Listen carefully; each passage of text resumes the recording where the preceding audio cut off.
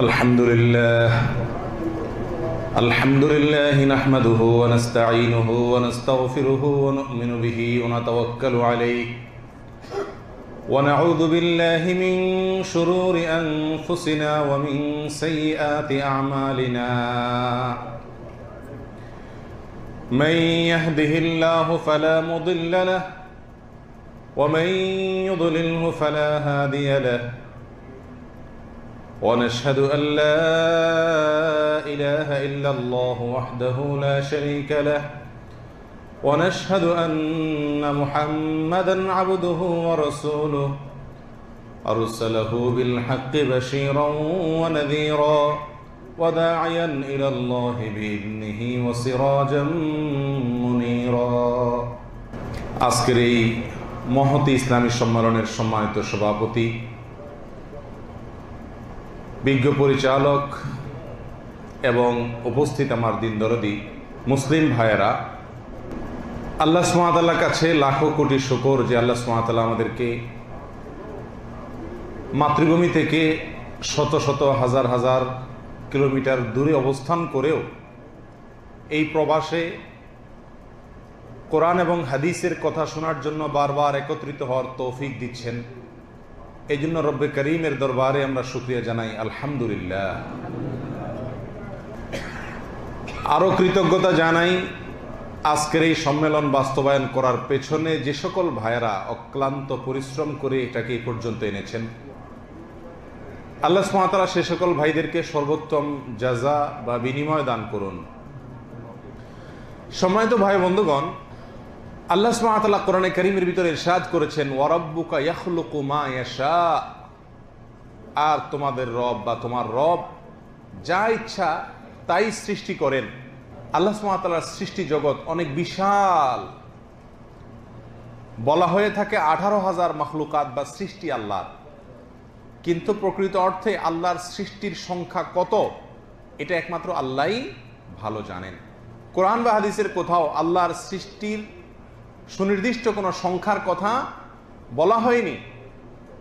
আল্লাহ সুবহানাহু ওয়া তাআলার গুণবাচক নামের একটি নাম হলো খালেক, তিনি সৃষ্টিকর্তা, সব কিছুকে তিনি সৃষ্টি করেছেন। তো আল্লাহ সুবহানাহু ওয়া তাআলার সেই সৃষ্টিসমূহের মধ্য থেকে প্রতিটি সৃষ্টি করার পেছনে বহুমুখী রহস্য এবং হিকমাহ লুকায়িত থাকে। কারণ আল্লাহ সুবহানাহু ওয়া তাআলার গুণবাচক নাম যেমন খালেক, তেমনি ভাবে তার আরেকটি গুণবাচক নাম হলো তিনি হাকিম, মহা হিকমতের অধিকারী, মহা হিকমতের মালিক। তিনি মহাপ্রজ্ঞাময়। তার প্রতিটি কাজ এর পেছনে কোনো না কোনো বা বহুমুখী প্রজ্ঞা, হিকমত এবং রহস্য লুকায়িত থাকে। আল্লাহর অনেক সৃষ্টি আছে যে সৃষ্টিগুলো আমরা দেখি, অথচ এই সৃষ্টির পেছনে রহস্য কি, এর উপকারিতা কি, এর হিকমত কি, এটা আমরা জানি না। তেমনি আল্লাহ সুবহানাহু ওয়া তাআলার একটা সৃষ্টি হলো জিন। আর এই জিনকে কেন্দ্র করেই আজকে আমরা কিছু কথা আরজ করার এরাদা রাখি। ওমা তাওফীকি ইল্লা বিল্লাহ। সম্মানিত ভাই বন্ধুগণ, আল্লাহর সৃষ্টির মধ্য থেকে জিন, এই জিন সম্পর্কে আমরা আজ আলোচনা কেন করতে যাচ্ছি, এর কারণ হলো জিন আল্লাহ সুবহানাহু ওয়া তাআলার এমন একটি সৃষ্টি যে সৃষ্টির নামে কোরআনে কারিমে একটি সূরা আছে স্বতন্ত্র। আল্লাহ সুবহানাহু ওয়া তাআলা কোরআনে কারিমে একটি সূরা নাজিল করেছেন, সূরার নামই রাখা হয়েছে সূরাতুল জিন। কোরআনে কারিমের বিভিন্ন জায়গায় ছড়িয়ে ছিটিয়ে আছে জিন সম্পর্কিত আলোচনা। রাসূলুল্লাহ সাল্লাল্লাহু আলাইহি ওয়াসাল্লামেরও বহু হাদিসে জিন কেন্দ্রিক কথাবার্তা আমরা পাই। অথচ এই জিনকে ঘিরে সুস্পষ্ট ধারণা আমাদের সমাজে অনেক মুসলমানের মাঝে নাই। আবার অনেকের মধ্যে জিনকে কেন্দ্র করে অনেক ভুল এবং ভ্রান্ত ধারণা আছে। সেজন্য আজকের আলোচনায় আমরা ফুটিয়ে তোলার চেষ্টা করব জিন সম্পর্কে আমাদের যে সমস্ত ধারণাগুলো রাখা উচিত কোরআন এবং হাদিসের আলোকে, সেগুলোকে। সর্বপ্রথম বলতে চাই জিনের পরিচয় সম্পর্কে। জিন কি? জিনের পরিচয় সম্পর্কে বলবো, জিন হলো আল্লাহ সুবহানাহু ওয়া তাআলার একটি সৃষ্টি। মানুষ এবং ফেরেশতা, মালাইকা, এই দুটি যেরকম আল্লাহ সুবহানাহু ওয়া তাআলার সৃষ্টি জগতের মধ্যে অন্যতম সেরা সৃষ্টি, তেমনি ভাবে আল্লাহ সুবহানাহু ওয়া তাআলার এই সৃষ্টি জগতের আরেকটা সৃষ্টি হলো জিন। এই জিন আল্লাহ সুবহানাহু ওয়া তাআলা সৃষ্টি করেছেন মানুষের মতো এবং ফেরেশতাদের মতো, তাদের মধ্যেও বিবেক দিয়েছেন, বুদ্ধি দিয়েছেন, অনুভূতি শক্তি দিয়েছেন এবং আল্লাহ সুবহানাহু ওয়া তাআলার নির্দেশ মানার মতো যোগ্যতা, লঙ্ঘন করার মতো যোগ্যতা বা ক্ষমতাও তাদের মধ্যে আল্লাহ সুবহানাহু ওয়া তাআলা দিয়ে রেখেছেন। এই জন্য জিনদের মধ্যে ভালো জিনও আছে, খারাপ জিনও আছে। আল্লাহ সুবহানাহু ওয়া তাআলা কোরআনে কারীমের সূরা জিনের 11 নম্বর আয়াতে ইরশাদ করেছেন জিনদের উক্তিকে উদ্ধৃতি করতে গিয়ে, ওয়া ইন্না মিন্নাস সালিহুনা ওয়া মিন্না দুনা যালিক, আমাদের মধ্য থেকে অনেকেই আছেন যারা সালেহ বা নেককার, আবার আমাদের ভেতরে অনেকেই আছে যারা এর ব্যতিক্রম, ভিন্ন, অর্থাৎ বদকার, খারাপ। তাহলে জিনের পরিচয় পেলাম যে মানুষ এবং ফেরেশতা এই দুটি সৃষ্টি যেরকম আল্লাহ সুবহানাহু ওয়া তাআলা সৃষ্টি করেছেন, জিন এরকমই বিবেক বুদ্ধি সম্পন্ন একটি সৃষ্টি, অনুভূতি সম্পন্ন একটি সৃষ্টি, এবং এর সাথে মানুষ এবং ফেরেশতার অনেক দিক থেকে কি আছে, সাদৃশ্য আছে, আবার কোন কোন দিক থেকে ব্যতিক্রমও আছে, যেগুলো পরবর্তী আলোচনা থেকে আমাদের কাছে ইনশাআল্লাহ পরিষ্কার হয়ে যাবে। এবারে আমরা আসি জিন শব্দের অর্থ কি। মানুষকে আরবিতে বলা হয় ইনসান বা নাস, আর এটার মূল ধাতু হলো নিসিয়ান, মানে ভুলে যাওয়া। তো নাস, নিসিয়ান থেকে এর অর্থ মানুষ। মানুষ যেহেতু ভুলে যায় এবং মানুষের পিতা আদম আলাইহিস সালাতু ওয়াস সালাম যেহেতু আল্লাহ সুবহানাহু ওয়া তাআলা একটি বৃক্ষ থেকে খেতে নিষেধ করেছেন, তিনি ভুলে গিয়েছেন। আল্লাহ কোরআনে আলোচনা করেছেন যেহেতু মানুষের প্রথম সদস্য আদি পিতা আদম আলাইহিস সালাম নিজেই ভুলে গিয়েছেন, তো মানুষেরও শুরু ভুলেরও, ভুলে যাওয়ারও শুরু। এই জন্য মানুষের নামই হলো নাস, যা ভুলে যাওয়া থেকে। তেমনি ভাবে জিন জাতিকে যে জিন বলা হয়, এই জিন শব্দের অর্থ কি এবং কেন তাদেরকে জিন বলা হয়, এর উত্তর হলো জিন শব্দের অর্থ হলো লুকায়িত, গোপন, দেখা যায় না, অদৃশ্য, এটাকে বলা হয় কি, জিন। আরবিতে জিম নুন নুন এই মূল ধাতু যেখানেই আছে, যেই শব্দের মধ্যেই আছে, সেখানে লুকায়িত, গুপ্ত এবং অপ্রকাশিত, অদৃশ্য এর অর্থ থাকে। এখন জিনকে জিন বলা হয়েছে, লুকায়িত বলা হয়েছে, অদৃশ্য বলা হয়েছে কেন? তার কারণ হলো জিন আল্লাহর এমন একটা সৃষ্টি যা মানুষের দৃষ্টি থেকে অদৃশ্য থাকে, মানুষ দেখতে পায় না, আড়ালে থাকে, লুকায়িত থাকে। এই জন্য জিনকে কি বলা হয়, জিন বলা হয়, লুকায়িত বলা হয়। আল্লাহ সুবহানাহু ওয়া তাআলা কোরআনে কারীমে সূরা আরাফের 27 নম্বর আয়াতে ইরশাদ করেছেন, ইন্নাহু ইয়ারাকুম হুয়া ওয়া কাবিলুহু মিন হাইথু লা তারাউনাহুম, নিশ্চয়ই সে, শয়তান, সে এবং তার গোত্রীয় সদস্যরা, অন্য যারা আছে দুষ্ট জিনেরা, এরা তোমাদেরকে দেখে, এমন জায়গা থেকে দেখে, এমন ভাবে দেখে যে তোমরা তাদেরকে দেখতে পাও না। তো যেহেতু তাদেরকে আমরা দেখতে পাই না, লুকায়িত থাকে, অদৃশ্য থাকে, সেজন্য তাদেরকে বলা হয় কি, জিন, মানে লুকায়িত। এবারে আসি, সত্যি কি জিন বলতে কোনো কিছু আছে নাকি নাই? এই প্রশ্ন এজন্য করতে হচ্ছে যে অনেক বিজ্ঞানীর মতে, অনেক দার্শনিকের মতে জিন বলতে কোনো কিছু নাই, জিনের অস্তিত্বকে তারা কি করেন, অস্বীকার করেন। আবার কোন কোন দার্শনিক বলেন আসলে জিন বলতে কোনো বস্তু আলাদা নাই, ফেরেশতা বলতেও কোনো বস্তু আলাদা নাই। সুন্দর চরিত্রকে ফেরেশতা বলা হয় রূপক অর্থে, এর বাস্তবে কোনো অস্তিত্ব নাই। আবার অসুন্দর চরিত্রকে জিন বলা হয় রূপক অর্থে, এর বাস্তবিক কোনো অস্তিত্ব নাই। এটা কোনো কোনো দার্শনিকের মত। পৃথিবীতে সকল মুসলিম, এমনকি আহলে কিতাব যারা ইহুদি খ্রিস্টান, সবাই বিশ্বাস করে জিন বলতে আল্লাহ সুবহানাহু ওয়া তাআলার একটি ভিন্ন স্বতন্ত্র সৃষ্টি আছে, আল্লাহ সুবহানাহু ওয়া তাআলা সৃষ্টি করেছেন। কেন আমরা তা বিশ্বাস করি? নাম্বার 1, কোরআনে কারীমে আল্লাহ সুবহানাহু ওয়া তাআলা জিনের অস্তিত্ব, তার সৃষ্টি প্রসঙ্গে বিভিন্ন জায়গায় আলোকপাত করেছেন। বিধায় একজন মুমিন জিনের অস্তিত্বকে স্বীকার করতে বাধ্য। সূরা জিন কোরআনে কারীমের একটি সূরা যার 28টি আয়াত আছে। এই 28টি আয়াত বিশিষ্ট এই সূরায় আল্লাহ সুবহানাহু ওয়া তাআলা জিন সম্পর্কে আলোচনা করেছেন। জিনের অস্তিত্ব যদি না থাকবে, সৃষ্টি যদি না হবে, তো আল্লাহ সুবহানাহু ওয়া তাআলা এত বড় সূরায় এতগুলো আয়াতে আলোচনা করলেন কেন? এছাড়া আরো বিভিন্ন জায়গায় জিন সম্পর্কে আলোচনা আছে, বিদায় জিনের অস্তিত্বকে অস্বীকার করার কোনো যৌক্তিকতা নাই একজন মুসলিমের কাছে। আল্লাহ সুবহানাহু ওয়া তাআলা কোরআনে কারীমে এও বলেছেন, ওয়ামা খালাকতুল জিন্না ওয়াল ইনসা ইল্লা লিয়াবুদুন, আর আমি সৃষ্টি করেছি জিন এবং মানুষকে শুধুমাত্র আমার ইবাদতের জন্য। আল্লাহ বলছেন আমি সৃষ্টি করেছি, তাহলে বোঝা গেল জিন নামক আল্লাহর সৃষ্টির অস্তিত্ব আছে। এটাকে অস্বীকার করা কোনো মুমিনের জন্য জায়েজ না, ঈমানের পরিপন্থী, কোরআনকে অস্বীকার করার শামিল। তৃতীয়ত, জিনের অস্তিত্ব যে সকল বিজ্ঞানীরা বা যে সমস্ত দার্শনিকেরা অস্বীকার করেন, অনেক জেনে ধরা রোগী আছে যাদেরকে মানসিক রোগী হিসাবে চিহ্নিত করার কোনো সুযোগ থাকে না, নানা কারণে এমন কিছু কর্মকাণ্ড তাদের দ্বারা প্রকাশ হয় যা কোনো মানসিক রোগী দ্বারায় সম্ভব নয়। তখন সেই ব্যক্তিকে তারা কি বলবেন? জিনের রোগী বলা ছাড়া আর কোনো উপায় থাকে না।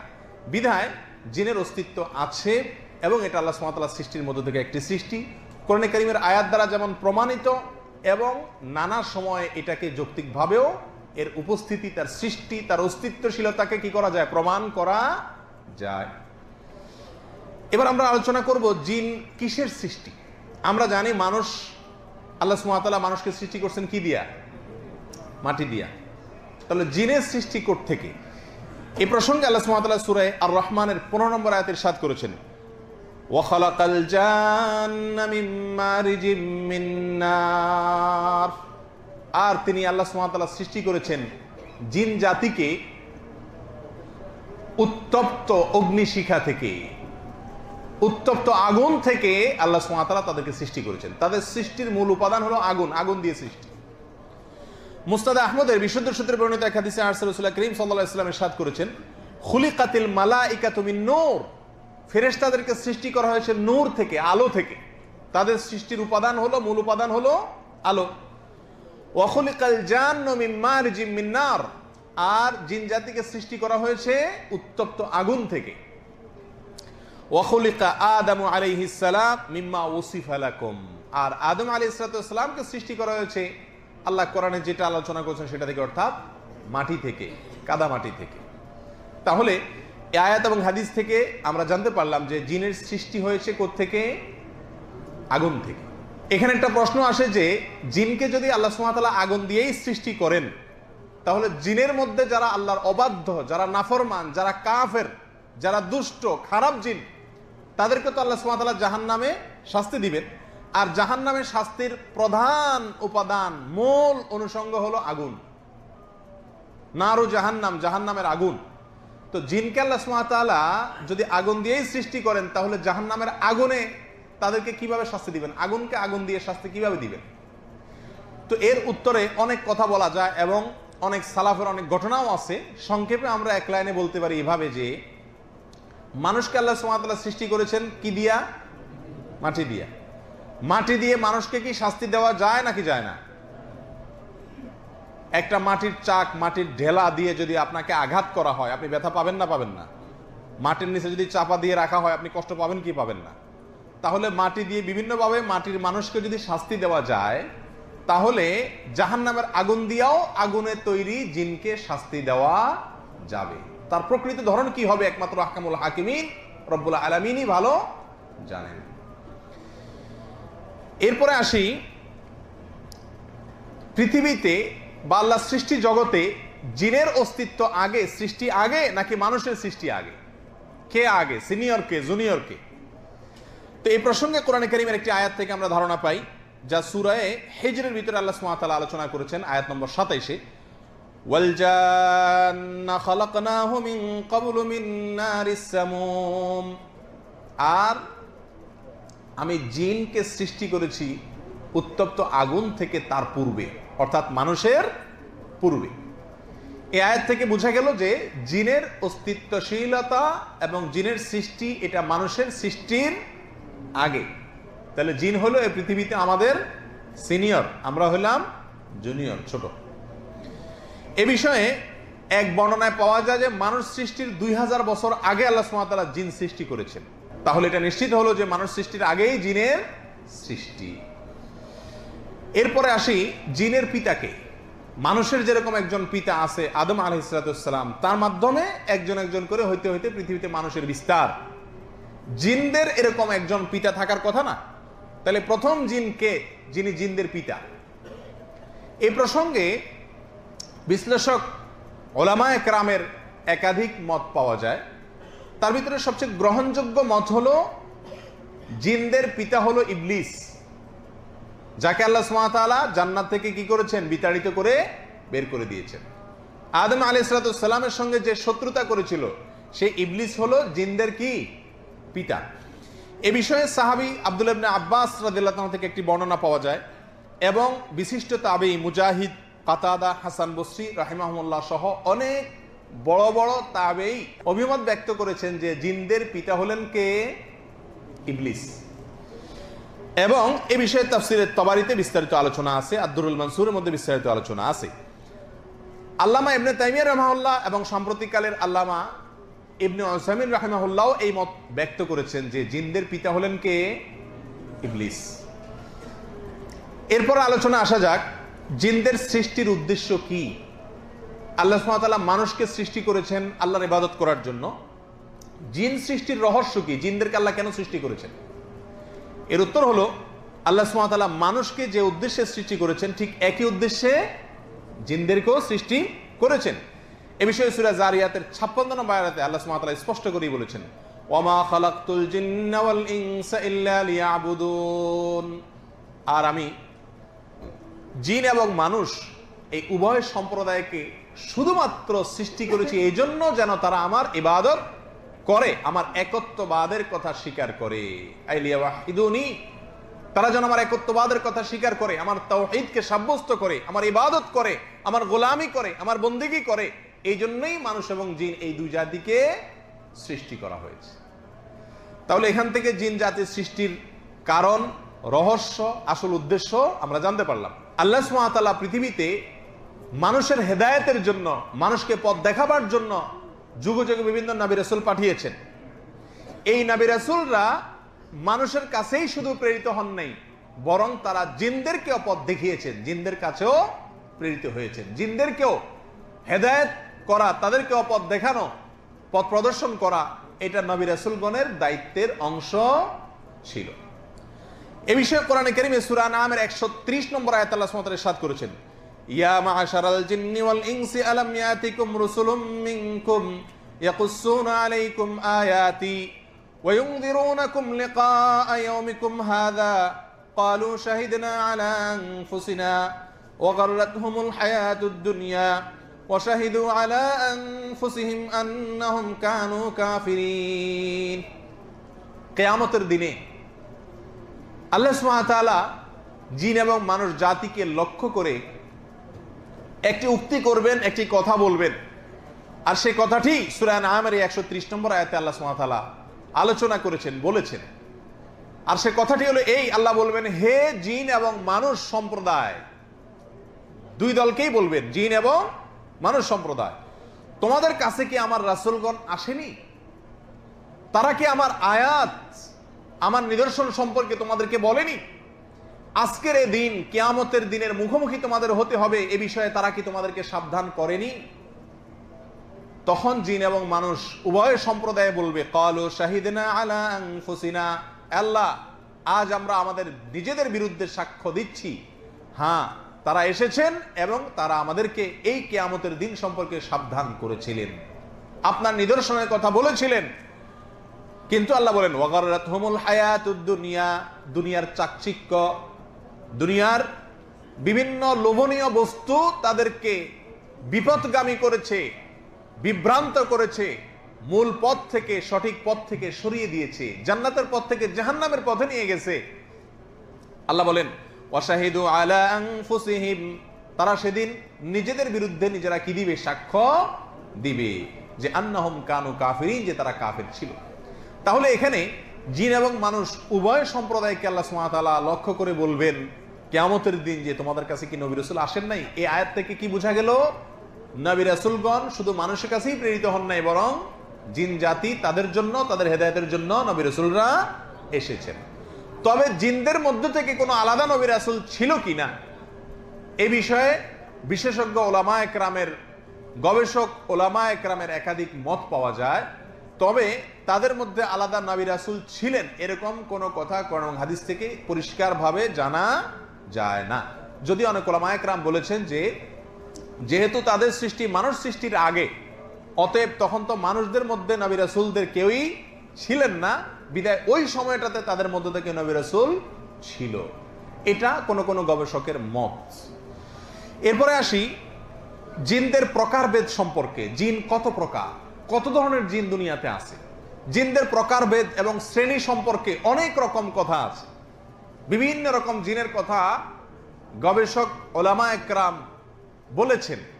তার ভিতরে মৌলিকভাবে একটি পয়েন্ট আমরা জেনে নিতে পারি একটি হাদিস থেকে, এবং যে হাদিসটি বর্ণিত হয়েছে তাবরানীতে বিশুদ্ধ সূত্রে। সালাব আল খুশানী রাদিয়াল্লাহু তাআলা আনহু বর্ণনা করেছেন যে রাসূল আকরাম সাল্লাল্লাহু আলাইহি ওয়াসাল্লাম ইরশাদ করেছেন, জিন তিন প্রকার। জিন কয় প্রকার? তিন প্রকার। এক প্রকার জিন হলো যারা শূন্যে উড়ে বেড়ায়, বাতাসের সাথে মিশে থাকে, তাদের আলাদা কোনো অস্তিত্ব নাই, বাতাসের সাথে মিশে থাকে, বাতাসের সঙ্গে মিশার মতো আল্লাহ সুবহানাহু ওয়া তাআলা তাদেরকে ক্ষমতা দিয়েছেন এবং তারা উড়ে বেড়ায়। এ হলো এক প্রকারের জিন। আরেক প্রকার জিন হলো যারা সাপ এবং কুকুরের আকৃতি ধরে আছে, বিশেষ করে কোন কোন বর্ণনা পাওয়া যায় কালো কুকুর। কুকুর এবং সাপের আকৃতি ধরে অনেক জিন থাকে। কোন কোন হাদিস বিশারদগণের মতে এই জিনেরা এই আকৃতিতেই থাকে, তারা তাদের আকৃতি সাধারণত পরিবর্তন করতে পারে না, সাপ এবং কুকুর হয়ে থাকে। সব সাপ সব কুকুর জিন না, তবে কুকুর এবং সাপদের মধ্যে কিছু আছে এগুলা এবং কুকুরের আকৃতি ধারণ করে আছে, কিন্তু এরা আসলে কি জিন। তিন নম্বর হলো এমন কিছু জিন আছে যা মানুষের কাছে আসে আবার চলে যায়, মানুষের উপরে প্রভাব বিস্তার করে, মানুষের উপরে জিনে আসর করে, এরকম কিছু জিন আছে। তাহলে জিনদের তিনটা প্রকার আমরা এই হাদিস থেকে জানতে পারলাম। জিনদের ব্যাপারে মৌলিকভাবে একটা কথা আমরা জেনে রাখতে পারি, তা হলো এরা বিভিন্ন রূপ ধারণ করতে পারে। ওই কুকুর এবং সাপ যেটা, এটা ছাড়া তৃতীয় প্রকারের যে জিন, তারা সাধারণত যে কোনো আকার আকৃতি ধারণ করতে পারে। কোন কোন গবেষকের মতে সব ধরনের জিনই কি করতে পারে? বিভিন্ন আকার আকৃতি ধারণ করতে পারে। কখনো মানুষ হয়ে গেল, কখনো বিড়াল হয়ে গেল, বিভিন্ন জীবজন্তুর মতো আকৃতি তারা ধারণ করতে পারে, কখনো হাওয়ার সাথে মিশে একাকার হয়ে গেল। এরকম বিভিন্ন রকম আকৃতি ধারণ করার ক্ষমতা আল্লাহ সুবহানাহু ওয়া তাআলা তাদেরকে কি করেছেন? দান করেছেন। আরেকটা বৈশিষ্ট্য হলো তারা যে কোনো জায়গায় অল্প সময়ে অতিক্রম করতে পারে, বিশেষ করে প্রথম শ্রেণীর জিন।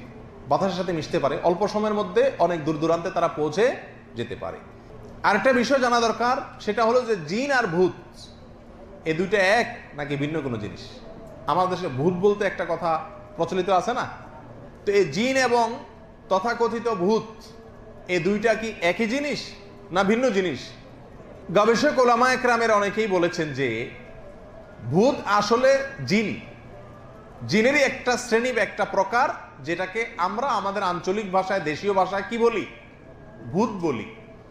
মূলত কোরআনের ভাষায়, হাদিসের ভাষায় এটাকে বলা হয়েছে ইফরিত। এটাকে কি বলা হয়েছে? ইফরিত। এই ইফরিত এই প্রসঙ্গে নবী আলাইহিস সালামের এক হাদিসে সহিহ বুখারীতে বর্ণিত হয়েছে, তিনি বলেছেন একবার আমাকে এক ইফরিতে পেয়ে বসছে নামাজের মধ্যে, সে আমার ডিস্টার্ব করতে চাইছিল, আমি ধরে ফেলছি, এমনকি ওর গায়ের আর্দ্রতা আমার হাতে লাগছে। দুষ্ট জিন, খারাপ জিন, গোয়ার কিসিমের জিন এবং উদ্ভট মাস্তান খবিজ কিসিমের, অবাধ্য কিসিমের জিন এবং খুব বেশি শক্তি রাখে, এই টাইপের জিনগুলাকে ইফরিত বলা হয়। আমরা যে ভূত বলি, ভূত বলতে এই সাধারণত এই দুষ্ট জিনকেই বোঝানো হয়, যে মানুষের কি করে, নানা সময় ক্ষতি সাধন করে। তাহলে সব জিন কি না? ভূত না, দুষ্ট না, খারাপ না বা শক্তিধর না, কিন্তু সকল ভূতই কি জিন বা সকল ইফরিতি জিন। এরপরে আসি দুষ্ট জিনের প্রকারভেদ। এই সম্পর্কে কোরআন হাদিস থেকে অনেকগুলো প্রকারের কথা আমরা জানতে পারি। কয়েকটা প্রকারের কথা আমরা আলোচনা করতে পারি। তার ভিতরে একটা হলো মারেদ বা মারাদা, অর্থাৎ অবাধ্য জিন, খারাপ জিনের ভিতরে একটা নাম হলো মারেদ। এরা অত্যন্ত দুষ্ট প্রকৃতির হয়ে থাকে এবং এরা নবমণ্ডলের অনেক উপরে ওঠার চেষ্টা করে। ফেরেশতারা প্রথম আসমানে অবস্থান করে আল্লাহ সুবহানাহু ওয়া তাআলার বিভিন্ন গায়েবী বিষয়ে নিজেরা আলোচনা করে, কানাঘুষা করে। তো অনেক ভবিষ্যৎ সম্পর্কিত আলোচনা তারা করে। তো এই দুষ্ট মারেদ কিসিমের জিন এরা সেখানে চলে যায়, কাছাকাছি যাওয়ার চেষ্টা করে ফেরেশতাদের কানাঘুষা শোনার জন্য। শুনে কোনো ভবিষ্যতের সংবাদ সেখান থেকে পাইলে তারা এনে দুনিয়াতে তাদের যে সমস্ত দালালরা আছে তাদের কাছ থেকে জানায় দেয়, আর তারা তখন মানুষকে প্রকাশ করে দেয়, মানুষ মনে করে সে গায়েব জানে। যাই হোক, এই দুষ্ট জিন যারা এই কাজে নিয়োজিত বা অনেক উপরে উঠে যায়, হাওয়ার সাথে মিশে যায়, আসমানে চলে যাওয়ার চেষ্টা করে, ফেরেশতাদের কথা চুরি করার চেষ্টা করে, এরা হলো কি মারেদ। এদের সম্পর্কে আল্লাহ সুবহানাহু ওয়া তাআলা কোরআনে কারীমে সূরা সাফফাতের 6 এবং 7 নম্বর আয়াতে আলোচনা করেছেন। ইন্না যায়্যানাস সামাআদ দুনিয়া বিজিনাতিল কাওয়াকিব ওয়া হিফযাম মিন কুল্লি শাইতানিম মারিদ। মারিদ কিসিমের অবাধ্য শয়তানকে ফেরেশতাদের কাছাকাছি বা আকাশের কাছাকাছি যেন ভিড়তে না পারে, সেজন্য আল্লাহ সুবহানাহু ওয়া তাআলা অনেক তারকা সৃষ্টি করেছেন। এগুলো দিয়ে তাদেরকে নিক্ষেপ করে, এই তারকা নিক্ষেপ করে তাদেরকে হটানো হয় এবং তারা ওই পর্যন্ত যেতে পারে না দুষ্ট জিনের ভিতরে। তাহলে এটা হলো এক প্রকারের জিন যার নাম হলো মারিদ। দ্বিতীয় প্রকারের জিন হলো যারা নির্মাণ কাজ করে, মানুষের জন্য অসাধ্য বা কষ্টসাধ্য হয় এরকম অনেক স্থাপনা, বিল্ডিং, এরকম অনেক অবাক করা স্থাপনা তারা নির্মাণ করতে পারে, এরকম শক্তি তার কালা দিয়ে রাখছেন। আর কিছু আছে ডুব দেয়, ডুবুরির কাজ করে। এদের ভিতরে এই নির্মাণের কাজে যারা খুব বেশি পারদর্শী, সেই জিনগুলোকে আল্লাহর নবী সুলাইমান আলাইহিস সালাম ব্যবহার করেছিলেন এবং তাদের দিয়ে মসজিদুল আকসা নির্মাণ করিয়েছিলেন। তাহলে আরেক প্রকার জিন পেলাম। এরপরে আসি, একটু আগে যেটি কথা বলছিলাম, যেটাকে আমরা ভূত বলি, যদি ভূত বলে আমরা জিনকে বুঝিয়ে থাকি তাহলে সেটা দুষ্ট জিন। আর যদি ভূত বলতে কাল্পনিক কিছু বুঝিয়ে থাকি যার কোনো আসলেই অস্তিত্ব নাই, তাহলে তো এটা পুরোটাই ভুয়া। এটা নির্ভর করবে যে ভূত বলে আমরা কি বুঝাচ্ছি সেটার উপরে। যাই হোক, এই তৃতীয় প্রকার হলো সেটা, অর্থাৎ ইফরিত, দুষ্ট কিসিমের জিন, যেটাকে আমরা ভূত বলে যদি অস্তিত্বশীল কিছুকে বুঝিয়ে থাকি তাহলে সেটা এটাই, অর্থাৎ দুষ্ট জিন, ইফরিত, যে সম্পর্কে কোরআনে আলোচনা করেছেন একটু আগে আমরা বললাম। তো এরকম বিভিন্ন প্রকার জিনের কথা এসেছে। তার ভিতরে আরো একটা জিন আছে যেটাকে বলা হয় খিনজাব বা খিনজিব। এই প্রকারের জিন এই সম্পর্কে হাদিসের ভিতরে আলোচনা করেছেন নবী আলাইহিস সালাম। তার কাজ হলো মানুষের মনের ভিতরে ওয়াসওয়াসা দেওয়া, কুমন্ত্রণা দেওয়া। এরা মানুষের ওযু করতে গেলে আপনি 2 বার দুইছেন না 3 বার দুইছেন, ওয়াসওয়াসা ঢুকাবে, নামাজ 3 রাকাত না 4 রাকাত, ওয়াসওয়াসা ঢুকাবে, বিভিন্ন জায়গায় ওয়াসওয়াসা দিয়ে বেড়ায়, এই কিসিমের জিন। জিনদের মধ্যে, দুষ্ট জিনদের মধ্যে আরেকটা প্রকার আছে যাকে বলা হয় কারিন। কি বলা হয়? কারিন। কারিন শব্দের অর্থ হলো সঙ্গী, দোস্ত, সাদিক, বন্ধু, বা সাথে যে থাকে, মিলে থাকে যে, তাকে বলে কি? কারিন। দুষ্ট জিন, এদের ভিতরে একটা প্রকারের জিন আছে যে জিন প্রত্যেকটা মানুষের সঙ্গে কমপক্ষে একটা করেই নিয়োজিত আছে, প্রত্যেক মানুষের সাথে আছে। আল্লাহ সুবহানাহু ওয়া তাআলা কোরআনে কারীমে এই প্রসঙ্গে বলেছেন, ক্বালা কারিনুহু রাব্বানা মা আতগাইতুহু ওয়ালাকিন কানা ফি দালালিন বাঈদ। কিয়ামতের দিন মানুষ যখন বলবে, আল্লাহ, আমার সঙ্গে থাকা শয়তানটাই আমাকে কুমন্ত্রণা দিয়ে দিয়ে বিপদগামী করেছে, আজ তাকে বিচার করেন, আমার কোনো দোষ নাই।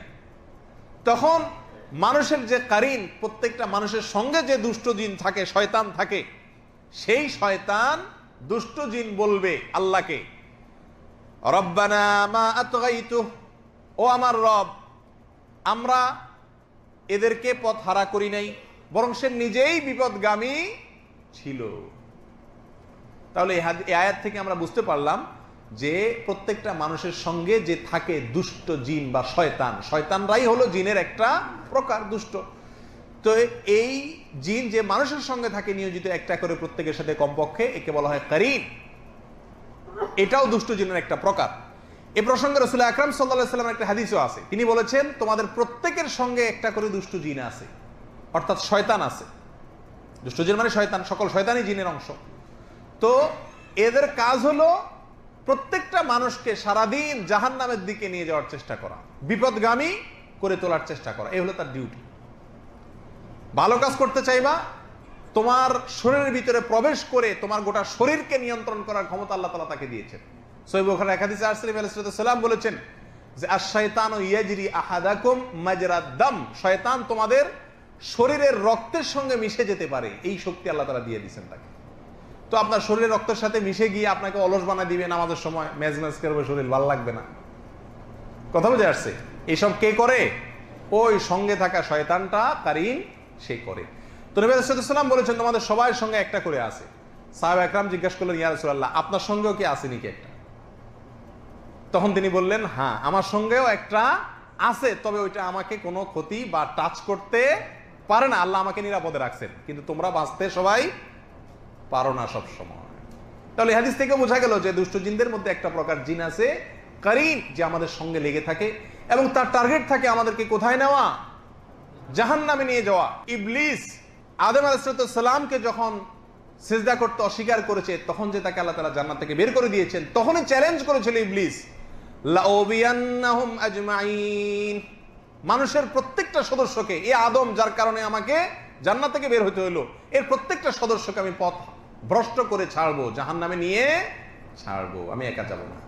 আর সেই জন্য ইবলিসে তার বাহিনীকে ভাগযোগ করে দিছে যে এর পিছনে এ থাকবে, তুমি ওর পিছনে থাকবা, সবার সাথে একটা করে আছে। আল্লাহ তাআলা আমাদের সবাইকে শয়তানের শয়তানি থেকে বেঁচে থাকার মতো ঈমানি শক্তি দান করুন।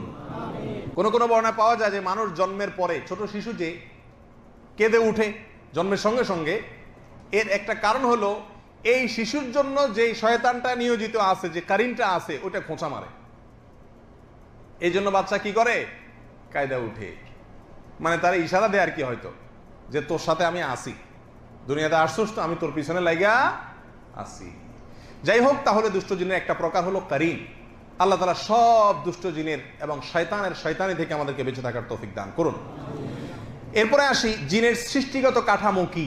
আমাদের শরীরের কাঠামো যেরকম মাথা থেকে পাও পর্যন্ত একটা কাঠামো আছে মানুষের, জিনের সৃষ্টিগত কাঠামো কেমন? তো এই প্রসঙ্গে কোরআনে কারীমের বেশ কয়েকটি আয়াত থেকে আমরা কিছু ধারণা পাই, নবী আলাইহিস সালামের হাদিস থেকে আমরা বিষয়ে কিছু ধারণা পাই। তার ভিতরে কিছু পয়েন্ট আমরা উল্লেখ করি। জিন, আল্লাহ সুবহানাহু ওয়া তাআলা তাদেরকে আমাদের মতো অন্তর দিয়েছেন, তাদের কলব আছে, তারা অনুধাবন করে, বুঝে ভালো মন্দ।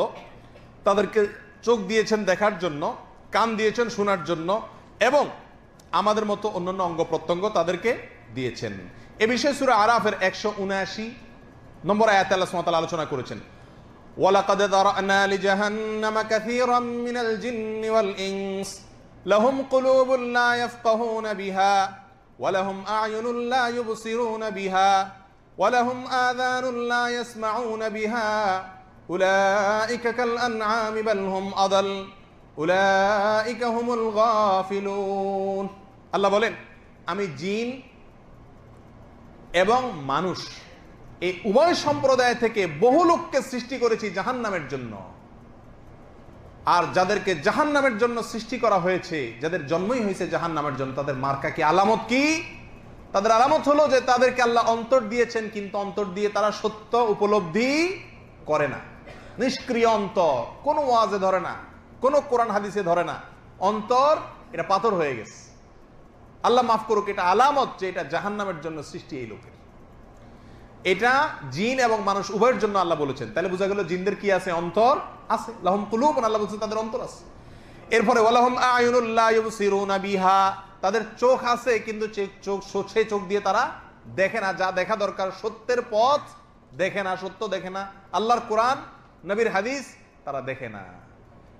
তাহলে জিনদের চোখ আছে বোঝা গেল। ওয়ালাহুম আযানুন লা ইয়াসমাউনা বিহা, কান আছে তা দিয়ে শুনে না। তাহলে আয়াত থেকে বোঝা গেল জিনদের অন্তর, চোখ, কান সব আছে। অন্য আয়াতে আল্লাহ সুবহানাহু ওয়া তাআলা বলেছেন সূরা ইসরা 64 নম্বর আয়াতে, ওয়াস্তাফজিজ মান ইসতাতা'তা মিনহুম বিসাউতিক, শয়তানকে যখন আল্লাহ সুবহানাহু ওয়া তাআলা বিতাড়িত করে দিলেন, তখন তাকে আল্লাহ তাআলা বলেছেন যে তুমি তোমার আওয়াজ দ্বারায়, শব্দ দ্বারায় যাকে ইচ্ছা তাকে মন্দ কাজের জন্য উস্কানি দিও। এই ক্ষমতা তোমাকে দেওয়া হলো, যাকে ইচ্ছা তাকে তুমি কি করতে পারো? উস্কানি দিতে পারো। এর থেকে বোঝা গেল শয়তানের বা জিনদের কি আছে? মুখও আছে, আওয়াজ করার মতো ক্ষমতাও আছে। আর অনেক আয়াত এবং হাদিস এরকম আছে যেগুলো থেকে ধারণা পাওয়া যায় যে জিনদের আমাদের মতো অঙ্গ প্রত্যঙ্গ আছে, তবে তার ধরনটা হুবহু আমাদের মতো হওয়াটা কি না জরুরি না। কোন কোন বিশুদ্ধ হাদিস দ্বারা বর্ণিত হয়েছে যে জিনদের মুখ আছে, তারা খায়, পান করে এবং তারা হাসে। তাদের মধ্যে কি আছে? হাসি, কান্না আছে। সহিহ মুসলিমের এক হাদিসে আসছে, আব্দুল্লাহ ইবনে ওমর রাদিয়াল্লাহু তাআলা বর্ণনা করেছেন যে নবী রাসূলুল্লাহ সাল্লাল্লাহু আলাইহি ওয়াসাল্লাম বলেছেন, তোমরা সূর্য উঠে এবং সূর্য যখন ডুবে এই দুই সময় নামাজ পড়ার চেষ্টা করবা না, নামাজ পড়ার ইচ্ছা করবা, নামাজ পড়বা না। কেন? নবী রাসূলুল্লাহ সাল্লাল্লাহু আলাইহি ওয়াসাল্লাম কারণ হিসেবে উল্লেখ করেছেন, কারণ এই দুই সময়ে শয়তানের শিং ওই জায়গায় অবস্থান করে। শয়তানের শিং ওই সূর্য উঠা এবং সূর্য ডুবা দুই জায়গায় শয়তানের শিং থাকে। ওই টাইমে সেজদা করা মানে শয়তানকে সেজদা করা বা শয়তানের শিংকে সেজদা করার সাথে সাদৃশ্য হয়। বিদায় এই দুই সময় তোমরা কি করো না? সালাত আদায় করো না বা সেজদা আল্লাহকে করো না।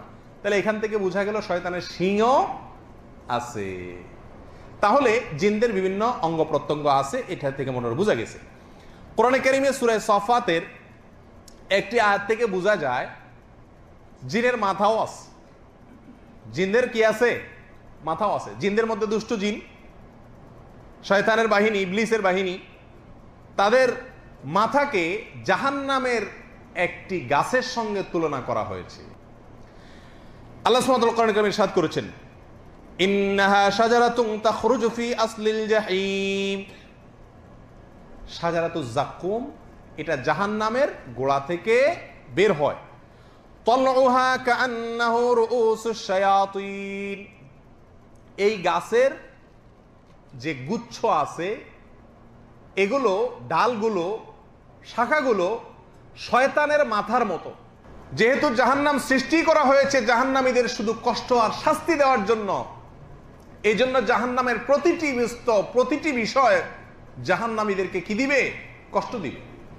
এই জন্য জাহান্নামীদের জন্য যে ফলের ব্যবস্থা করা হয়েছে সেটাও মানুষের জন্য বা জাহান্নামীদের জন্য কষ্টদায়ক হবে।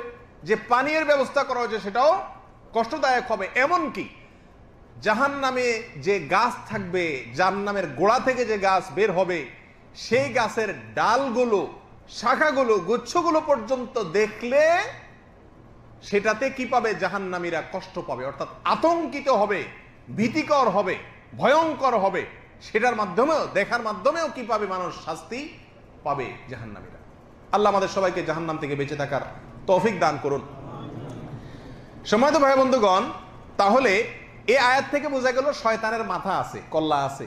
কারণ আল্লাহ এখানে গাছের ডালকে রুউসুশ শায়াতিন, শয়তানের মাথার সঙ্গে কি করেছেন? তুলনা করেছেন। তাহলে বোঝা গেল শয়তানের মাথা আছে। যাই হোক, এই আয়াত এবং হাদিসগুলো থেকে বোঝা গেল জিন বা শয়তান যারা আছে, দুষ্ট জিন, এদের বিভিন্ন অঙ্গ প্রত্যঙ্গ আমাদের মতো আছে। বাকি তার ধরন আমাদের মতো হুবহু হওয়াটা কি না জরুরি না। এরপরে আসা যাক জিনদের খাদ্য, পানীয় এবং আবাসন সম্পর্কে। আমাদের খাদ্য যেরকম আছে তাদেরও খাদ্য আছে কিনা, থাকলে কি কি খায় তারা? আমাদের যেরকম থাকার ঘরবাড়ি আছে, আমরা বিল্ডিং দালান কোঠা করি, তাদের তো ঘরবাড়ি দেখি না, থাকে কই এরা? এবং তারা কি পান করে? এ প্রসঙ্গে কোরআন এবং হাদিসে বেশ কিছু বর্ণনা পাওয়া যায়, যে বর্ণনা থেকে আমরা জানতে পারি যে জিনরা আমরা যেরকম খেয়ে পরে বেঁচে থাকি, তাদেরও কি আছে? খাদ্য আছে, তাদেরও পানীয় আছে। আমরা যেরকম বসবাস করি তাদেরও বসবাস বা আবাসনের জায়গা আছে, তবে কিছুটা ব্যতিক্রম এবং ভিন্ন। সহিহ মুসলিমের এক হাদিসে আসছে, রাসূল আকরাম সাল্লাল্লাহু আলাইহি সাল্লাম বলেছেন, বান্দা যখন বাসায় ঢোকার সময়, ঘরে ঢোকার সময় বিসমিল্লাহ না বলে, তখন শয়তানদের দলনেতা বলে যে আদরাকতুমুল মাবিত ওয়াল আশা, আজ এই বাড়িতে ঢুকে রাত্রে শোয়ার ব্যবস্থা তোমাদের হয়ে গেল, বিনা ভাড়ায় এই বাড়িতে থাকতে পারলা। কারণ লোকটা বাসায় ঢোকার সময় কি পড়ে নাই? বিসমিল্লাহ পড়ে নাই। যে কোনো লোক তার রুমে, তার বাসায় ঢোকার সময় যখন বিসমিল্লাহ না বলে, তার সঙ্গে শয়তান ঢুকে দল সহকারে। শুধু ঢুকে শোয়ার জন্য না, তার সঙ্গে খাওয়ায়ও কি করে? অংশগ্রহণ করে। কোন কোন বর্ণনা আসছে যখন খায় মানুষ, বিসমিল্লাহ যে না বলে তার সঙ্গে শয়তানেও খায়, অদৃশ্যভাবে, সেটা সে আঁচ করতে পারে না। আর বাসায় ঢোকার সময় যখন বিসমিল্লাহ না বলে তখন শয়তানও প্রবেশ করে। তাহলে শয়তানের খাবারের একটা মেনু আমরা পেয়ে গেলাম, আইটেম পেয়ে গেলাম। সেটা হলো যেই খাবারে বিসমিল্লাহ বলা হয় না, ওই খাবারে শয়তান অন্তর্ভুক্ত হয়ে সেখানে সে যোগ দেয়, সে খায়। শয়তানের খাবার প্রসঙ্গে সহিহ মুসলিমের আরেকটি বর্ণনা আছে, নবী আলাইহিস সালাম বলেছেন, কোন ব্যক্তি যদি কোনো হাড্ডি খাওয়ার সময় বিসমিল্লাহ বলে, তো আল্লাহ সুবহানাহু ওয়া তাআলা ওই হাড্ডিতে গোশতের ব্যবস্থা করে দেন, যেটা আমরা দেখি না, শয়তানরা দেখে বা জিনেরা দেখে, ওখান থেকে তারা খেতে পারে। এই জন্য আমরা যে হাড্ডিগুলো ফেলে দিই, এগুলা হাদিসের আলোকে বোঝা গেল কাদের খাবার? জিনদের খাবার। তারা সেখান থেকে খায়, কিন্তু সেটা আমরা দেখি না বা আঁচ করতে পারি না। এরকম জিনদের খাবার প্রসঙ্গে আরো বিভিন্ন আয়াত এবং হাদিস পাওয়া যায়, যেগুলো থেকে বোঝা যায় জিনরা আমাদের মতো খায়, খাদ্য গ্রহণ করে, আর বসবাসের জন্য আমাদের মতো আলাদা ঘরবাড়ি নির্মাণ করা লাগে না, বরং তারা যে কোনো জায়গায় থাকতে পারে, এমনকি আমাদের বাসা বাড়িতেও আমাদের সঙ্গে কি করতে পারে? থাকতে পারে।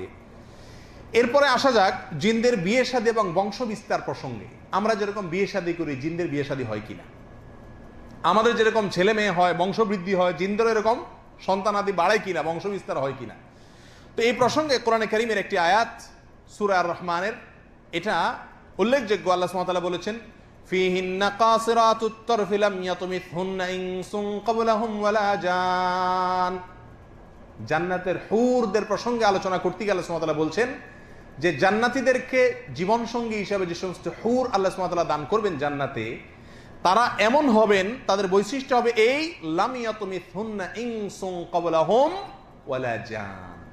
ওই জান্নাতি ব্যক্তি ছাড়া ইতিপূর্বে তাদেরকে পৃথিবীর বা সৃষ্টি জগতের কোনো মানুষ, এমনকি কোনো জিন, কেউ তাদেরকে স্পর্শ করেনি, তাদের সাথে মিলিত হয়নি, অর্থাৎ তারা কুমারী থাকবে। তাহলে আয়াত থেকে বোঝা গেল জিনরাও মিলিত হয়। সেজন্য আল্লাহ বলেছেন জিনও তাদের সঙ্গে কি হয় না? মিলিত হয়নি। আয়াত থেকে বোঝা গেল জিনরা মিলিত হয় এবং তারা মানুষের মতোই তারাও সহবাস করে এবং তাদেরও স্ত্রী প্রয়োজন হয় এবং তাদের মধ্যে স্ত্রী আছে। অন্য আয়াতে আল্লাহ সুবহানাহু ওয়া তাআলা বলেছেন, আফাতাত্তাখিযুনাহু ওয়া যুররিয়াতাহু আউলিয়া মিন দুনি। তোমরা কি শয়তান এবং তার বাহিনীকে, তার সন্তানদেরকে অভিভাবক বানাবে আমাকে ছাড়া? এর থেকে বোঝা গেল শয়তানের কি আছে? সন্তানাদি আছে, কারণ যুররিয়া মানে সন্তান। আল্লাহ বলছেন তার সন্তানদেরকে, শয়তানকে এবং সন্তানের বংশধরদেরকে কি তোমরা অনুকরণ করবে? তাদের কি তোমরা অভিভাবক বানাবে? এর থেকে বোঝা গেল তাদের কি আছে ভাই? সন্তানাদি আছে। আর সন্তানাদি থাকতে হলে কি লাগে? বিয়ে শাদী করা লাগে বা স্ত্রী থাকা লাগে, তার মাধ্যমে তো সন্তানাদি আসে। এখন কথা হলো তাদের বংশ বিস্তার কি আমাদের মতো এরকম স্বামী স্ত্রী মিলনের মাধ্যমেই হয়, না অন্য কোনো প্রক্রিয়া আছে? এ প্রসঙ্গে ইমাম শাআবী রাহিমাহুল্লাহ বলেন যে আমাকে এক ব্যক্তি জিজ্ঞাসা করছে ইবলিসের বিয়ে হয়েছে কিনা। তখন ইমাম শাআবী রাহিমাহুল্লাহ বলেন যে তুমি এমন এক বিয়ে সম্পর্কে জিজ্ঞাসা করছো, এমন এক বউ সম্পর্কে জিজ্ঞাসা করছো যে বিয়েতে আমি ছিলাম না। তার মানে তিনি তার কথা দ্বারা বুঝিয়েছেন যে যেহেতু বংশ বিস্তার হয় ইবলিসের, শয়তানের, জিনদের, তাহলে তাদের কি আছে? অবশ্যই স্ত্রী আছে। বিশিষ্ট তাবী মুজাহিদ রাহিমাহুল্লাহ বলেন যে ডিমের মাধ্যমে জিনরা বংশ বিস্তার করে থাকে এবং কোন কোন বর্ণনায় এ থেকে ইঙ্গিত পাওয়া যায় বিষয়। আর কোন কোন আহলে ইলম বলেছেন যে জিনদেরকে আল্লাহ সুবহানাহু ওয়া তাআলা এমন এক স্বয়ংক্রিয় ব্যবস্থা দিয়েছেন যে তার শরীরেরই এক অংশকে অন্য অংশের সঙ্গে মিলিত করার মাধ্যমে সে বহু সন্তানের কি দেয়? জন্ম দিয়ে থাকে। তবে এর কোনো উক্তিগুলাই কোরআন এবং বিশুদ্ধ হাদিস দ্বারায় পরিষ্কারভাবে প্রমাণিত হয় না। বিধায় এই প্রসঙ্গে আমরা বলবো জিনদের স্ত্রী আছে এবং তাদের মিলন হয়, কোন কোন আয়াত থেকে বোঝা যায়। তবে তাদের বংশ বিস্তারের মূল প্রক্রিয়া পদ্ধতি কি হুবহু আমাদের মতোই না ব্যতিক্রম কিছু আছে, এ সম্পর্কে আল্লাহ সুবহানাহু ওয়া তাআলাই সবচেয়ে ভালো জানেন। এরপরে আসা যাক জিনদের শক্তি এবং দুর্বলতা প্রসঙ্গে। কি পারে আর কি পারে না। জিনদের শক্তি, বৈশিষ্ট্য এবং ক্ষমতার দিক হলো তারা দ্রুত যে কোনো জায়গায় চলে যেতে পারে। বিশেষ করে প্রথম কিসিমের জিন যে হাদিসে আসছে, বাতাসের সাথে যারা মিশে থাকে, তারা যে কোনো জায়গা থেকে অন্য জায়গায় চলে যেতে পারে খুব দ্রুত। এটা একটা তাদের ক্ষমতা। তাদের আরেকটা ক্ষমতার দিক হলো যে কোনো আকৃতি ধারণ করতে পারে সাধারণ জিনেরা। ওয়াহাব ইবনে মুনাব্বিহ রাহিমাহুল্লাহর মতে যে কোনো জিনই যে কোনো আকৃতি ধারণ করতে পারে। অনেক গবেষকরা বলেছেন না, বিশেষ শ্রেণীর জিন তারা যে কোনো আকৃতি, বিড়াল, শূকর, কুকুর, মানুষ, যে কোনো মানুষের বা অন্য কোনো কিছুর আকৃতি ধারণ করতে পারে। এটাও তাদের একটা ক্ষমতা। তাদের মধ্যে আরেকটা দিক হলো জিনদের একটা বিশেষ শ্রেণীর জিন তারা অনেক বড় বড় স্থাপনা নির্মাণ করতে পারে। আরেকটা তাদের ক্ষমতার দিক হলো তারা মানুষের উপরে প্রভাব বিস্তার করতে পারে। এই ক্ষমতা আল্লাহ তাআলা দিয়ে দিয়েছেন। মানুষের উপরে চেপে বসতে পারে, বসে পুরা মানুষকে তার কন্ট্রোলে সে নিয়ে যেতে পারে। এই ক্ষমতা তাদেরকে দিয়ে রাখছেন। এরপর আসে তাদের দুর্বলতার দিক, তাদের কিছু দুর্বলতার দিকও আছে। ওই যে মার কিসিমের জিনের কথা বলছি, যারা আকাশের দিকে উঠে গায়েবের কথাগুলোকে চুরি করার জন্য, এদের দুর্বলতার দিক হলো বিশেষ সীমার পরে তারা অতিক্রম করতে পারে না। আল্লাহ তাআলা বিশেষ কিসিমের কিছু তারকা সৃষ্টি করেছেন তাদেরকে নিক্ষেপ করে হটাবার জন্য। তাহলে এটা একটা দুর্বলতার দিক যে তারা চাইলেই যে কোনো জায়গায় চলে যেতে পারে না। তাদের দুর্বলতার আরেকটা দিক হলো জিনরা অনেক অলৌকিক, অনেক আশ্চর্যজনক কিছু করে দেখাইতে পারে আমাদেরকে, কিন্তু তারা নবীদের মতো মুজিজা দেখাইতে পারে না। নবীদের মুজিজা এমন যে তার কোনো বিকল্প হয় না, তার কোনো বিকল্প কেউ সৃষ্টি করতে পারে না, এরকম নবীদের মতো মুজিজা দেখাইতে তারা পারে না। এটা তার দুর্বলতার দিক। আরেকটা দুর্বলতার দিক হলো জিনরা বা দুষ্ট জিন শয়তানরা নেককার এবং ভালো সৎ মানুষদেরকে খুব ভয় পায়। আমলি, নামাজি এবং জিকির করা মানুষ, দিনদার মানুষ, মুত্তাকি পরেজগার মানুষকে তারা প্রচন্ড ভয় পায়। এটা তাদের একটা দুর্বলতার দিক। এত পাওয়ার থাকা সম্পর্ক তাদেরকে খুব ভয় পায়। আরেকটা দুর্বলতার দিক হলো আল্লাহ বলেছেন কোরআনে, ইন্না কায়দাশ শাইতানি কানা যায়ীফা। শয়তান এর যে চক্রান্ত, শয়তান বিভিন্ন চক্রান্ত করে না মানুষকে পথভ্রষ্ট করার জন্য, নানামুখী তার যে চক্রান্ত থাকে, আল্লাহ বলেছেন শয়তানের সব চক্রান্ত হলো অত্যন্ত দুর্বল। তাহলে শয়তান যত লম্পচম্প করুক আর যত বড় বড় চক্রান্তই করুক না কেন, এগুলো আসলে খুবই ঠুনকো এবং দুর্বল। মানুষ চাইলেই সেই চক্রান্ত নস্যাৎ করে দিতে পারে। এলো শয়তানের দুর্বলতার সবচেয়ে বড় পয়েন্ট। এরপরে আসি, জিনরা কি গায়েব জানে? আমাদের সমাজে অনেক মানুষ মনে করেন যে জিনরা কি জানে? গায়েব জানে। এই জন্য কারোর চাবি হারাইছে, ছেলে হারাইছে, মেয়ে হারাইছে, কোথায় ছেলেটা আছে, এখন মেয়েটা কোথায় আছে, জিনিসটা কোথায় আছে, কে চুরি করে নিছে, এসব বিষয়ে জানার জন্য অনেক লোক জিন হাজির করে, আর আমরা তাদের কাছে যাই এবং তাদের জিন হাজির করার পরে জিনে বলে দেয় যে এটা অমুক জায়গায় আছে, অমুক জায়গায় আছে, বা ভবিষ্যতে এটা হবে, ওইটা হবে। জিনেরা গায়েব জানে, এই আকীদা কোনো মুসলমান পোষণ করতে পারে না। এটা ইমানের সঙ্গে সাংঘর্ষিক, ইমান বিরুদ্ধ আকীদা। গায়েবের মালিক একমাত্র কে? আল্লাহ সুবহানাহু ওয়া তাআলা। আল্লাহ ছাড়া পৃথিবীতে নবী রাসূলগণও গায়েব জানেন না, ফেরেশতারাও গায়েব জানেন না, জিন জাতীয় গায়েব জানে না। তবে তাদেরকে আল্লাহ সুবহানাহু ওয়া তাআলা কিছু ক্ষমতা যেহেতু দিয়েছেন, এজন্য তারা কিছু কিছু কথা বলতে পারে যেগুলো দেখে আমরা মনে করি কি তারা বোধহয় গায়েব এর এলেম আছে, অদৃশ্যের এলেম আছে। মূলত এরকম কোনো কথা সঠিক নয়। এ বিষয়ে কোরআনে কারীমের একটি আয়াতে স্পষ্ট ভাষা আল্লাহ সুবহানাহু ওয়া তাআলা বলেছেন সূরা সাবা 14 নম্বর আয়াতে, ফালাম্মা খাররা তাবায়্যানাতিল জিন্নু আল্লাউ কানু ইয়ালামুনাল গায়বা মা লাবিথু ফিল আযাবিল মুহিন। বাইতুল মাকদিস বা মসজিদে আকসা, এটা নির্মাণ করার জন্য সুলাইমান আলাইহিস সালাম জিনদের মধ্যে যারা নির্মাণ শ্রমিক এদেরকে লাগাইছিলেন। কোরআনে কারীমে বিস্তারিত আলোচনা আছে। আল্লাহ সুবহানাহু ওয়া তাআলা সুলাইমান আলাইহিস সালামকে যে মওত দিয়েছেন, তখন তিনি সুপারভাইজ করতেছিলেন, এই নির্মাণ কাজের দেখাশোনা এবং নেতৃত্ব দিচ্ছিলেন, লাঠি নিয়ে ভর করে দাঁড়িয়ে। অনেক দিন লাগছে এই মসজিদ নির্মাণ করতে। এর মধ্যে আল্লাহ সুবহানাহু ওয়া তাআলা তার মওত দিয়ে দিলেন। সুলাইমান আলাইহিস সালাম মারা গেলেন। কোন অবস্থায়? ওই লাঠি ভর দেওয়া অবস্থা। কিন্তু ওই অবস্থায় তিনি ছিলেন। জিনরা মনে করলো যে উনি হয়তো বেঁচে আছে, জন্য ভয়ে ভয়ে খুব ধুমসে কাজ শেষ করছে, কাজ করছে। যখন লাঠির নিচ দিয়া পোকা খেতে খেতে লাঠি ঠুনকো হয়ে গেছে, তখন তিনি পড়ে গেলেন। আর তখন জানতে পারছে শয়তানরা যে এই লোকটা তো আসলে বেঁচে নাই। তো আল্লাহ বলছেন, লাউ কানু ইয়ালামুনাল গায়ব, জিনরা যদি গায়েব জানতো তাহলে তারা তো এটাও জানতো যে সুলাইমান আলাইহিস সালাম মারা গেছে। তাহলে বোঝা গেল আয়াতে আল্লাহ সুবহানাহু ওয়া তাআলা পরিষ্কার ভাষায় বললেন যে জিনরা কি জানে না? গায়েব জানে না। জিনরা গায়েব জানে, এই আকীদা বিশ্বাস রাখা এটা ঈমানের জন্য হুমকি স্বরূপ এবং বিধ্বংসী আকীদা। এরপরে আসি, জিন কি মানুষের উপরে আসর করতে পারে কিনা? মানুষদের উপরে জিনে যে আসর করে আমরা শুনি, এটা কতটুকু বাস্তবতা আছে? আসলে জিনেরা কি মানুষের উপরে আসর করতে, অর্থাৎ আসর মানে প্রভাব বিস্তার করতে পারে কিনা, মানুষের উপরে ঝেঁকে বসতে পারে কিনা, মানুষের নিয়ন্ত্রণ সে নিয়ে নিতে পারে কিনা?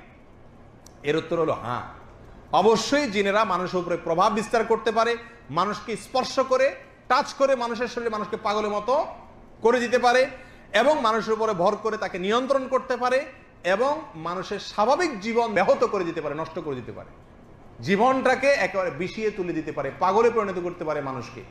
কে? জিনে। আল্লাহ সুবহানাহু ওয়া তাআলা এই পাওয়ার তাদেরকে দিয়েছেন। এ বিষয়ে কোরআন এবং হাদিসে বহু আয়াত এবং হাদিস রয়েছে।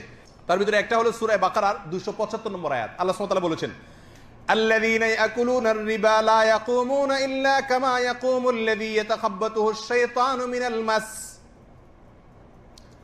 যারা সুদের কারবার করে, আল্লাহ সুবহানাহু ওয়া তাআলা বলেন এরা দাঁড়াবে সেদিন কিয়ামতের দিন সেরকম যেরকম নাকি একজন ব্যক্তিকে শয়তান মাস করে, স্পর্শ করে, আসর করে, তার উপরে ঝেঁকে বসে ওই ব্যক্তিকে যেরকম বেহুশ করে দেয়, সেরকম বেহুশ হয়ে যাবে কারা? যারা সুদের কারবার করে তারা। তাহলে এই আয়াত থেকে বোঝা গেল শয়তান স্পর্শ করে মানুষকে বেহুশ করে, আল্লাহ তাই বলছেন। সূরা যুখরুফের 36 নম্বর আয়াতে আল্লাহ বলেছেন, ওয়া মাইয়াশু আন যিকরির রাহমানি নুকাইয়িদ লাহু শাইতানান ফাহুয়া লাহু করিন। যে ব্যক্তি আল্লাহর জিকির থেকে গাফিল থাকে, নামাজ নাই, রোজা নাই, কোরআন তেলাওয়াত নাই, ইত্যাদি নাই, আল্লাহ বলেন তার জন্য আমি একজন শয়তান নিযুক্ত করে দিই এবং সে তার বন্ধু হয়ে যায়, তার সঙ্গে থাকে, তার কারিন হয়ে যায়, তার সঙ্গী হয়ে যায়। তাহলে এখান থেকে বোঝা গেল শয়তান মানুষের সঙ্গী হয়ে যেতে পারে। সূরা সাদের 41 নম্বর আয়াতে আল্লাহ সুবহানাহু ওয়া তাআলা আইয়ুব আলাইহিস সালাম সম্পর্কে বলেছেন, ওয়াযকুর আবদানা আইয়ুব ইয নাদা রাব্বাহু আন্নী মাসসানিয়াশ শাইতানু বিনুসবিন ওয়া আযাব। তোমরা স্মরণ করো আইয়ুবের কথা আমার নবী, যখন তিনি বলেছেন, ও আমার রব, আমাকে স্পর্শ করেছে শয়তান, স্পর্শ করে আমাকে কষ্ট দিচ্ছে। এখান থেকে বোঝা গেল আল্লাহর নবী আইয়ুব আল্লাহর নবী ছিলেন আলাইহিস সালাতু ওয়াস সালাম, তাকে পর্যন্ত শয়তান স্পর্শ করছে, আসর করছে। তাহলে আমাদের সাধারণ মানুষকে শয়তান আসর করতে পারে কি পারে না? বোঝা গেল আয়াতগুলো থেকে পরিষ্কার ভাবে। এখন একটা জটিলতা হলো, মানসিক রোগী যাদেরকে আমরা বলি, এদের সঙ্গে জিনে ধরা রোগীর হুবহু মিল আছে, দেখতে একই রকম লাগে। কিভাবে বুঝবো যে লোকটা কি মানসিক রোগী নাকি জিনে ধরা রোগী? এটা বোঝার জন্য অভিজ্ঞতার আলোকে বেশ অনেকগুলো পয়েন্ট বলেছেন বিশেষজ্ঞরা, যে পয়েন্টগুলো দিয়ে আমরা মোটামুটি পার্থক্য করতে পারবো যে কে মানসিক রোগী আর কে জিনের রোগী। আমাদের সমাজে বড় জটিলতা দেখা যায় মানসিক রোগী আর জিনের রোগী পৃথক করার ব্যাপারে। যারা জিনের চিকিৎসা করে তাদের কাছে আপনি একজন মানসিক রোগীকে নিয়ে গেলেও সে বলবে কি জিনে ধরছে, আর ভালো মানুষ নিয়ে গেলেও বলবে কি জিনে ধরছে, কারণ জিনে না ধরলে তার ব্যবসা জমবে না। তো আমরা এই পয়েন্টগুলো দ্বারা মোটামুটি নিরূপণ করতে সহজ হবে আমাদের জন্য যে মানসিক রোগীকে আর জিনে ধরা রোগী কে। এটা যদিও সবসময় নিরূপণ করা সম্ভব হয় না, কঠিন কাজ, তারপরে আলামতগুলো দ্বারা সহজ হতে পারে। এক নম্বর হলো, জিনে ধরা রোগী হঠাৎ হঠাৎ অনেক সময় বেহুশ হয়ে যায়। সব রোগী না, অনেক জিনে ধরা রোগী যার উপরে জিনে আসর করছে সে হঠাৎ হঠাৎ কি হয়ে যায়? বেহুশ হয়ে আবার নিজে নিজে হুঁশে চলে আসে। কিন্তু পাগল যে বা মানসিক রোগী যে, সে সাধারণত এরকম হয় না, একভাবে থাকে। হঠাৎ হঠাৎ বেহুশ হওয়া এটা তার মধ্যে খুব একটা দেখা যায় না। নাম্বার 2, কখনো কখনো জিনে ধরা রোগীর মুখ থেকে ফেনা বের হয়, দাঁতে খিল লেগে যায়, কিন্তু মানসিক রোগী তার এরকম হয় না সচরাচর। নাম্বার 3, জিনে ধরা রোগী প্রায় স্বপ্নে সাপ, কুকুর, বিচ্ছু, বানর, শিয়াল, ভীতিকর অনেক বস্তু দেখে এবং এগুলো শয়তানে তাকে ভয় দেখানোর জন্য করে। পাগল বা মস্তিষ্ক বিকৃত মানসিক রোগীর ভিতরে এই সমস্যাটা এরকম দেখা যায় না। নাম্বার 4, জিনে ধরা রোগী সবসময় ভয়ে থাকে, সবসময় ভয়ে থাকে। এর বিপরীতে মানসিক রোগীকে দেখবেন যে তার ভিতরে কোনো কি নাই, ভয়টয় নাই। পাগল যারা থাকে এদের ভিতরে কোনো ভয় আছে? দেখবেন যে এমন এমন কাজ করে বসে যে সাধারণ মানুষ করার সাহসও পায় না। কিন্তু জিনে ধরা রোগী সবসময় কি থাকে? ভীত বা সন্ত্রস্ত এবং আতঙ্কে থাকে। 5 নম্বর হলো, জিনে ধরা রোগী নামাজ পড়া, কোরআন তেলাওয়াত করা, আল্লাহর জিকির এগুলো মোটেও পছন্দ করতে পারে না। এগুলো করলে অস্থির হয়ে যায়। সৌদি আরবে অনেক মাশায়েখ আছেন যারা এই জিনে ধরা রোগীদের চিকিৎসা করেন, ঝাড়ফুঁক করেন। তাদের কাছে যারা গেছেন আপনারা অনেকে দেখছেন, জানেন যে তেলাওয়াত যখন শুরু করেন, যার ভেতরে জিনের আসর আছে, পাগলের মতো সে ছটফট করতে থাকে, সেখানে থাকতেই পারে না, বাইরে রাখতে হয় তাকে। শুধু তেলাওয়াতের কারণে এই প্রতিক্রিয়াটা সৃষ্টি হয়, অথচ মানসিক রোগীর ভিতরে এই সমস্যা থাকে না। নাম্বার 6, জিনে ধরা রোগী কখনো কখনো ভিন্ন ভাষায়, ভিন্ন স্টাইলে কথা বলে, যেটা তার অজানা। গলার আওয়াজ চেঞ্জ, ভাষা চেঞ্জ, এগুলো সব ওই জিনে করে প্রভাবের মাধ্যমে। তো মানসিক রোগী সে মানসিক রোগী হওয়ার আগে যেভাবে কথা বলে পরেও ওইভাবেই থাকে, কথার ক্ষেত্রে বেশ হয় না। 7 নম্বর হলো, জিনে ধরা রোগী অধিকাংশ সময় স্বাভাবিক থাকে, মাঝে মধ্যে অস্বাভাবিক আচরণ করে, পাগলের মতো করে, সবসময় কন্টিনিউ খুব একটা করে না। কিন্তু মানসিক রোগী সাধারণত যতক্ষণ মানসিক রোগ হয় ততক্ষণ পর্যন্ত পাগলের মতো বা অস্বাভাবিক আচরণ করতেই থাকে। নাম্বার 8, জিনে ধরা রোগী, তার থেকে অনেক সময় আশ্চর্যজনক অনেক কিছু দেখা যায়। যেমন গাছের ডালে উঠে বসে আছে, এরকম হয় কি হয় না? চিকন একটা ডালে বসে আছে, কিভাবে বসে আছে? কিন্তু কোনো মস্তিষ্ক বিকৃত ব্যক্তি বা মানসিক রোগী, তার দ্বারা এরকম আশ্চর্যজনক জিনিস দেখা যাবে না বা যায় না। জিনে ধরা রোগী, তার দ্বারা যে অলৌকিক অনেক কিছু দেখা যায়, এটা আমি নিজের চোখে বহুবার দেখার সুযোগ হয়েছে। কিছুদিন আগে আমার খুব নিকট আত্মীয়, আমার শ্যালিকার মেয়ে, একই বিল্ডিংয়ে থাকে আমার বাসায়, তো তাকে জিনে পেয়ে বসছে। তো তার দাঁড়ানো অবস্থা তাকে ধাক্কা মারে, স্বাভাবিক অবস্থা, এমন জোরে ধাক্কা মারে উপরে হয়ে পড়ে যায়। এবং নামাজ পড়তে গেলে ধাক্কা মারে, অন্য সময় মারে না। নামাজে দাঁড়াইছে, বসছে, অজু করতে গেছে, ধাক্কাইতে ধাক্কাইতে অবস্থা খারাপ করে ফেলে। সবাই ভালো বাসার মধ্যে, তারা ধাক্কায় ফেলে দেয়। যারা জিনের অস্তিত্বকে অস্বীকার করেন সেসব দার্শনিক এবং বিজ্ঞানী ভাইরা আর কি ব্যাখ্যা দিবেন? তার পায়ে রশি বেঁধে রাখা লাগে, খাটের থেকে ফেলে দেয় না। রশি বাঁধলে, শক্ত রশি বাঁধছে, সঙ্গে সঙ্গে আবার খুলে গেছে। এটা কিভাবে সম্ভব? এগুলো সবগুলো এই অলৌকিক আশ্চর্যজনক জিনিসগুলো প্রমাণ করে যে এটা কিসে করছে? জিনে করছে। 9 নম্বর হলো, জিনে ধরা রোগীর কাছে তার স্বামী, ঘর, সংসার এগুলো সব বিতৃষ্ণ লাগে। এটা মানসিক রোগীর কাছেও হতে পারে, কিন্তু জিনে ধরার কাছে একেবারে বিতৃষ্ণই লাগে সবসময়। 10 নম্বর হলো, জিনে ধরা রোগীর উপরে যখন জিন চড়াও হয়, তখন ক্যামেরা দিয়ে ছবি তুললে অনেক সময় ছবি ঝাপসা আসে। মানসিক রোগীর বেলা সেটা আসে না। তবে এটা সব সময় সবার ক্ষেত্রে প্রযোজ্য হবে এমনটিও নয়। কোনো জিনে ধরা রোগীর ছবি পরিষ্কারও আসতে পারে, সেটা ভিন্ন বিষয়। তাহলে এই আলামতগুলো দ্বারা, মোটামুটি 10টি আলামত দ্বারা আমরা চিহ্নিত করতে পারবো বা পৃথক করা সহজ হবে কে মানসিক রোগী আর কে জিনে ধরা। আমাদের সমাজে একটা সমস্যা আছে, কিছু লোক আছে যারা জিনে ধরা রোগী সাজে, আসলে তাদের জিনেও ধরে নাই, মানসিক রোগ তো নাই। তো জিনে ধরা রোগী যা যা করে তা তা করে। এখন এগুলা করলে অনেক সময় আমরা বিশ্বাস করতে বাধ্য হই যে আসলেই জিনে টিনে ধরছে কিনা। তো এগুলো যারা করে তারা আসলে বিশেষ কোনো টার্গেটের জন্য করে, কিছু পাওয়ার জন্য করে। তো তার পাওয়ার জিনিসটা যদি তাকে দেওয়ার ওয়াদা করা হয়, দেখবেন যে এটা চলে গেছে, তাহলে বুঝবেন এটা আসলে ধান্দাবাজ, নকল জেনে ধরা রোগী, আসল জেনে ধরা রোগী না। এটাও মোটামুটি বোঝা যায় এবং চিহ্নিত করা যায়। এরপরে আসি, কি কারণে জিন মানুষের উপরে চড়াও হয়? সাধারণত আসর করে বসে, প্রভাব করে বসে, এবং জিনে হামলা করে করে আপনার জীবনকে ধ্বংস করে দেয়, পাগল বানায় দেয় আপনাকে। কেন এই সমস্যাগুলো সাধারণত হয়? কাদের উপরে হয়? কেন হয়? এর অনেকগুলো কারণ আছে। এর ভিতরে একটা হলো, জিনের প্রতি যদি জুলুম অবিচার করেন, জিনদের বসবাসের জায়গাতে আপনি আগুন জ্বালায় দিলেন বা আগুন গরম পানি ঢেলে দিলেন বা তাদেরকে ডিস্টার্ব করলেন এক কথায়, তখন তারা দেখা যায় আপনার উপরে প্রভাব বিস্তার করে বা আপনার পরিবারের কোনো সদস্যের উপরে ঝেঁকে বসে। বলে জিনদেরকে আমরা কষ্ট দিতে পারি? হ্যাঁ, আমাদের কষ্ট দেওয়ার বহুত পদ্ধতি আছে।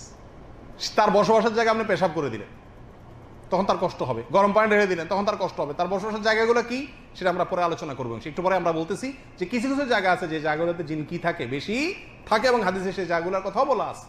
অতএব এই কারণে অনেক সময় জিনের আক্রমণের শিকার হয়, আমরা অজান্তে তাদেরকে ক্ষতি করে ফেলি। নাম্বার 2, অতিরিক্ত ভয় যাদের উপরে থাকে, যাদের মধ্যে থাকে, এই ভীতু টাইপের বা অতিরিক্ত ভয় থাকা লোকগুলাকেও শয়তান বা দুষ্ট জিনে কি করে? আক্রমণ করে। নাম্বার 3, মাত্রাতিরিক্ত উদাসীনতা, বেখেয়াল, এবং বিশেষ করে আল্লাহর জিকির থেকে গাফেল, এটাও জিনে আক্রমণের একটা বড় কারণ। আপনারা বলবেন যারা অমুসলিম, কই তাদের মধ্যে, তারা তো আল্লাহর জিকির থেকে পুরাই গাফেল, তাদের তো আমরা দেখি না জিনে ধরা রোগী আক্রমণ করছে। তাদেরকে তো দুষ্ট জিন বা শয়তানের জাহান্নামের কথা নিয়েই রাখছে, আর এরপরেও তাদের মধ্যেও জিনে ধরার প্রবণতা বা ঘটনা ঘটে, কিন্তু সেগুলোকে তারা মানসিক রোগী হিসাবে সারা জীবন চিকিৎসা করে, কিন্তু কোনো উপকার পায় না। নাম্বার 4, নোংরা এবং অপবিত্র থাকা। যেই ঘরে বা যেই ব্যক্তি অতিরিক্ত নোংরা থাকে, অপবিত্র থাকে, ওই জায়গাতে ওই ব্যক্তিকে জিনে ধরার বা জিনে তার উপরে প্রভাব বিস্তার করার, আসর করার আশঙ্কা বেশি থাকে, কারণ নোংরা জায়গায় জিনের অবস্থান বেশি থাকে। নাম্বার 5, অপবিত্র স্থানে যে বসবাস করে, অপবিত্র স্থানে থাকে বা বাসার ভিতরে অপবিত্রতা, পেশাবের গন্ধ সব সময়, পেশাব থাকে, ময়লা থাকে, এগুলা জিনের আখড়া থাকে সাধারণত। ওই রকম জায়গাতেও জিনে ওই রকম ব্যক্তিকেও প্রভাব বিস্তার করে, আসর করে বসে, যে এরকম অপবিত্র স্থানে থাকে। এরকম আরো বহু কারণ থাকতে পারে যে কারণে জিনের আসর মানুষের উপরে পড়ে থাকে। শেষ পয়েন্ট, মূল পয়েন্ট, আমাদের জন্য সবচেয়ে বেশি দরকারি পয়েন্ট, সেটা হলো জিনের আসর থেকে বাঁচার জন্য আমরা কি করতে পারি, কি চিকিৎসা নিতে পারি, কি কি পদ্ধতি অবলম্বন করতে পারি, কি কি আমল করতে পারি, যা করলে জিনের প্রভাব থেকে, জিনের আক্রমণ থেকে, জিনের আসর থেকে আমরা বাঁচতে পারবো, আত্মরক্ষা করতে পারবো, বা চিকিৎসা আমাদের হবে। দুষ্ট জিনের আক্রমণ থেকে বাঁচার জন্য অনেকগুলো আমল আছে বিষয়ে, আমরা সেখান থেকে 12টি আমলের কথা বলবো। এই আমলগুলো নিয়মিত করলে পরিবার এবং নিজে জিনের আক্রমণ থেকে বাঁচা যাবে, আর আক্রমণ করে থাকলে সেখান থেকে আল্লাহ সুবহানাহু ওয়া তাআলা রক্ষা করবেন, চিকিৎসা হবে। নাম্বার 1, 5 ওয়াক্ত সালাত সময় মতো সঠিকভাবে আদায় করতে হবে। 5 ওয়াক্ত সালাতের পাশাপাশি পরিপূর্ণভাবে ইসলামের উপরে চলার চেষ্টা করতে হবে, তাকওয়ার উপরে চলার চেষ্টা করতে হবে। তাহলে আল্লাহ তাআলা শয়তান থেকে আপনাকে বাঁচাবেন, রক্ষা করবেন। দলিল হলো কোরআনে কারীমের সূরা যুখরুফের আয়াত নম্বর 36। আল্লাহ সুবহানাহু ওয়া তাআলা বলেছেন, ওমাইয়া আশু আন যিকরির রহমান নুকাইয়িদ লাহু শাইতানান ফাহুয়া লাহু কারিন। যে আল্লাহর জিকির থেকে, আল্লাহর স্মরণ থেকে গাফেল হয়ে যায়, নামাজ নাই, রোজা নাই, আল্লাহর স্মরণ নাই, দুনিয়ার ভিতরে ডুবে থাকে, হাসি তামাশা বিনোদনের ভিতরে ডুবে থাকে, শুধুমাত্র আল্লাহর জিকির স্মরণ তার জীবনে নাই। আল্লাহ বলেন ওই ব্যক্তির জন্য আমি একটি শয়তান নিযুক্ত করে দেই। শয়তান আল্লাহই লাগাই দেয়, দুষ্ট জিন আল্লাহই তার পিছনে লাগাই দেয়। ফাহুয়া লাহু কারিন, সে তার সঙ্গেই থাকে একেবারে মৃত্যু পর্যন্ত, বা সঠিক রাস্তায় আসার আগ পর্যন্ত। তাহলে আল্লাহর পথে আসলে, 5 ওয়াক্ত সালাত আদায় করলে এবং হক হালালি চলার চেষ্টা করলে আল্লাহ সুবহানাহু ওয়া তাআলা ওই ব্যক্তিকে শয়তানের আক্রমণ থেকে বাঁচাবেন। এছাড়া আপনারা বিখ্যাত একটি হাদিস জানেন, নবী সাল্লাল্লাহু আলাইহি ওয়াসাল্লাম বলেছেন, কেউ যদি রাতে ঘুমায়, শয়তান প্রত্যেকটা ঘুমন্ত ব্যক্তির কপালে 3টা করে গিরা দেয়। শয়তান কি করে? কেউ যদি রাতে ঘুমাতে যায় তো শয়তান ওই ঘুমানো ব্যক্তির কপালে 3টা গিরা দেয়। এই গিরা দেওয়ার উদ্দেশ্য হলো যাতে সে উঠতে না পারে, কারণ শয়তানকে আল্লাহ তাআলা সে পাওয়ার দিয়েছে। তো শারীরিকভাবে তাকে দুর্বল করে ফেলে, অলস করে ফেলে, শরীরকে মেজমেজ করায় দেয়, সে নামাজের জন্য ফজরের সময় উঠার ক্ষমতা যাতে না থাকে। তখন সাহস করে ইমানি শক্তির বলে বলিয়ান হয়ে যদি কেউ উঠতে পারে, একটা গিরা খুলে যায়, এরপরে অজু করে নামাজ পড়তে গেলে বাকি গিরাগুলো খুলে যায়। খেয়াল করে দেখবেন যে ফজর নামাজ যদি পড়তে যান, ঘুম থেকে উঠে অজু করে, শরীরের ভিতরে যে একটা অলসতা ছিল পুরাটাই কেটে যায়, কারণ যে গিরাগুলো সব খুলে গেছে। তাহলে 5 ওয়াক্ত সালাতের মাধ্যমে কি করা যায়? শয়তানের আক্রমণ থেকে রক্ষা পাওয়া যায়। দ্বিতীয় করণীয় হলো, সকাল সন্ধ্যা নবী আলাইহিস সালাম বহুত গুরুত্বপূর্ণ জিকির এবং দোয়া শিখাইছেন। নিয়মিত যদি কোনো পরিবারের সদস্যরা সকাল সন্ধ্যার এই দোয়াগুলা সব সময় করে, কোনো কষ্টের বিষয় না, খুব সহজ, তাহলে ওই পরিবারের সদস্যদেরকে আল্লাহ তাআলা জিনের আক্রমণ থেকে কি করেন? বাঁচান। সকাল সন্ধ্যার দোয়া অনেক, সেখান থেকে আমরা কয়েকটা এই সংক্রান্ত সরাসরি এই জিন বা দুষ্ট জিনের ক্ষতি থেকে বাঁচার জন্য যেগুলো কার্যকর, সেরকম কয়েকটি দোয়ার কথা বলবো। এর ভিতরে একটা দোয়া হলো আউযু বিকালিমাতিল্লাহি তাম্মাতি মিন শাররি মা খালাক, অর্থাৎ আমি আশ্রয় চাই আল্লাহর পূর্ণাঙ্গ কালিমার, পূর্ণাঙ্গ বাক্যের মাধ্যমে আল্লাহ যত সৃষ্টি করেছেন ক্ষতিকর বস্তু, সেগুলোর ক্ষতি থেকে। তাহলে দুষ্ট জিনও আল্লাহর ক্ষতিকর সৃষ্টি, বা সে আমার ক্ষতি করতে পারে, তার ক্ষতি থেকে আল্লাহর কাছে আশ্রয় চাইলাম। এই দোয়াটি যদি 3 বার সকাল এবং সন্ধ্যা পাঠ করে, সহিহ মুসলিম হাদিসে আসছে, আরো অন্য হাদিসের কিতাবে আসছে, আল্লাহ তাআলা সারাদিন সারা রাত ওই ব্যক্তিকে সব ধরনের বস্তুর ক্ষতি থেকে, জিনের দুষ্ট জিনের ক্ষতি থেকে আল্লাহ তাআলা কি করবেন? রক্ষা করবেন।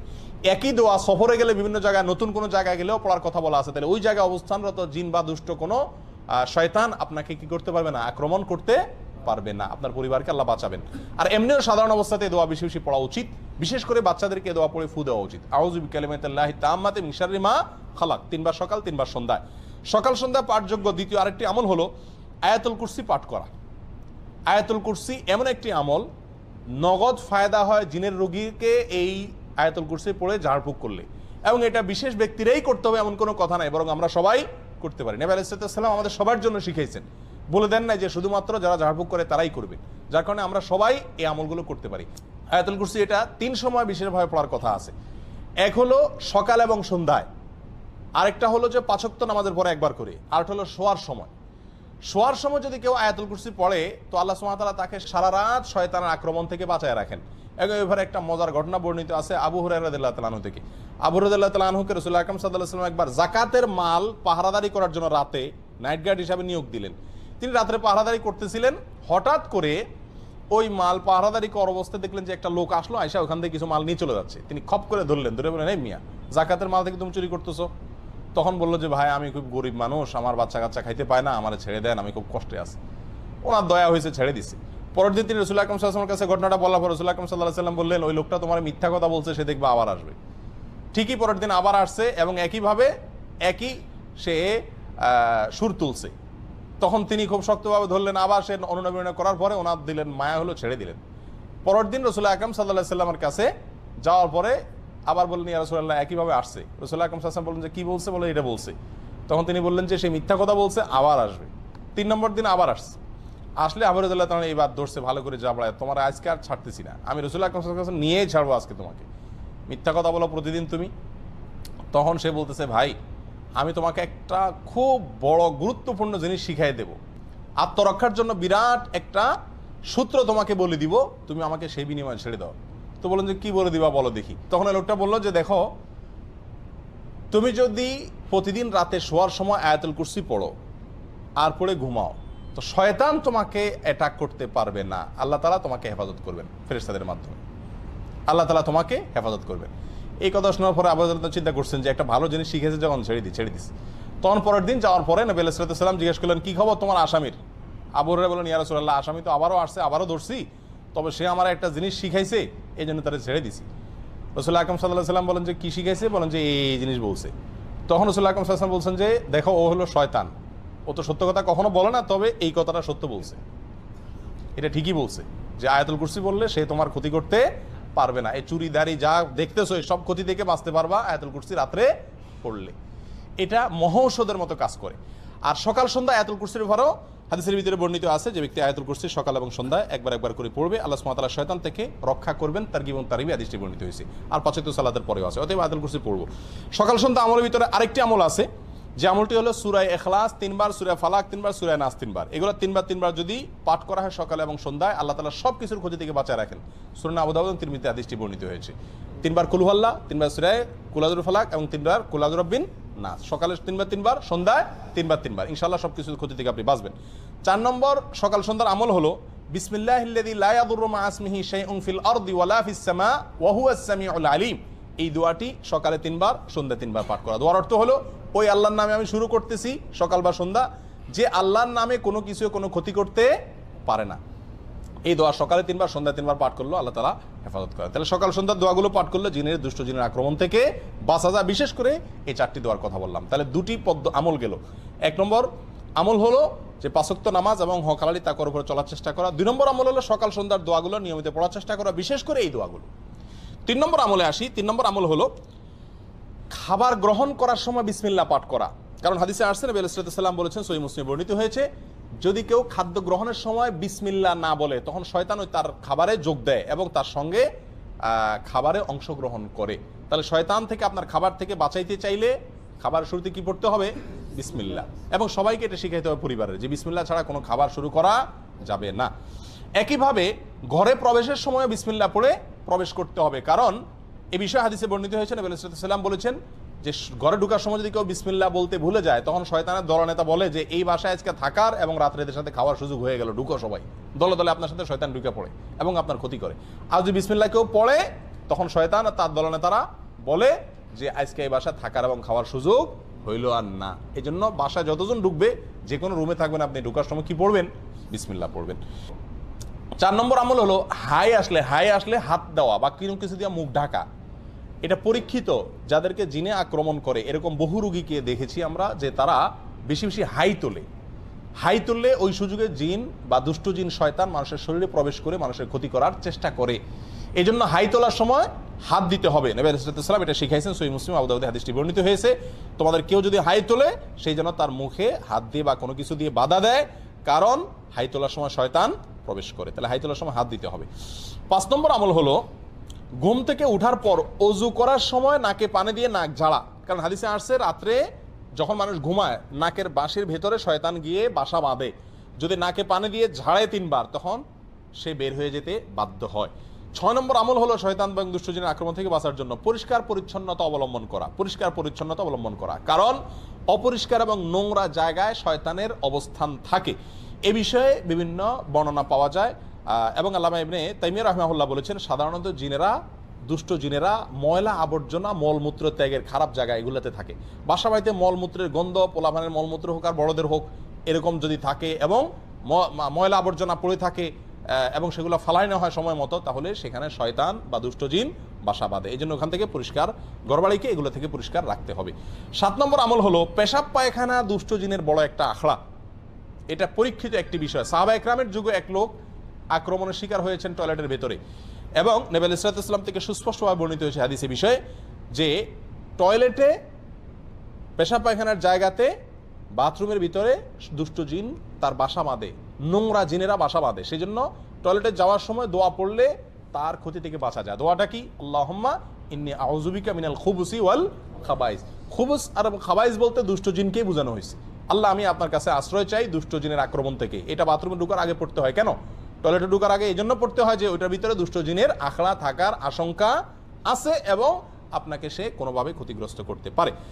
8 নম্বর আমল হলো ঘরে বেশি বেশি কোরআন তেলাওয়াত করা, বিশেষ করে সূরা বাকারা তেলাওয়াত করা। কোরআন তেলাওয়াত আপনারা এই দেশে দেখবেন যে জিনের রোগীদের যারা চিকিৎসা করে, যে সমস্ত ওলামা একরাম ঝাড়ফুঁক করে, তাদের মেইন ঝাড়ফুঁক থাকে কি? কোরআন তেলাওয়াত করে। এবং কোরআন তেলাওয়াত করলে যাদের ভিতরে জিনের সমস্যা আছে এরা পাগলের মতো ছটফট করতে থাকে এবং একটা পর্যায়ে সুস্থ হয়ে যায়। একবারে চোখের সামনে এরকম ঘটনা আপনারা শত শতবার দেখছেন যারা সৌদি আরবে আছেন।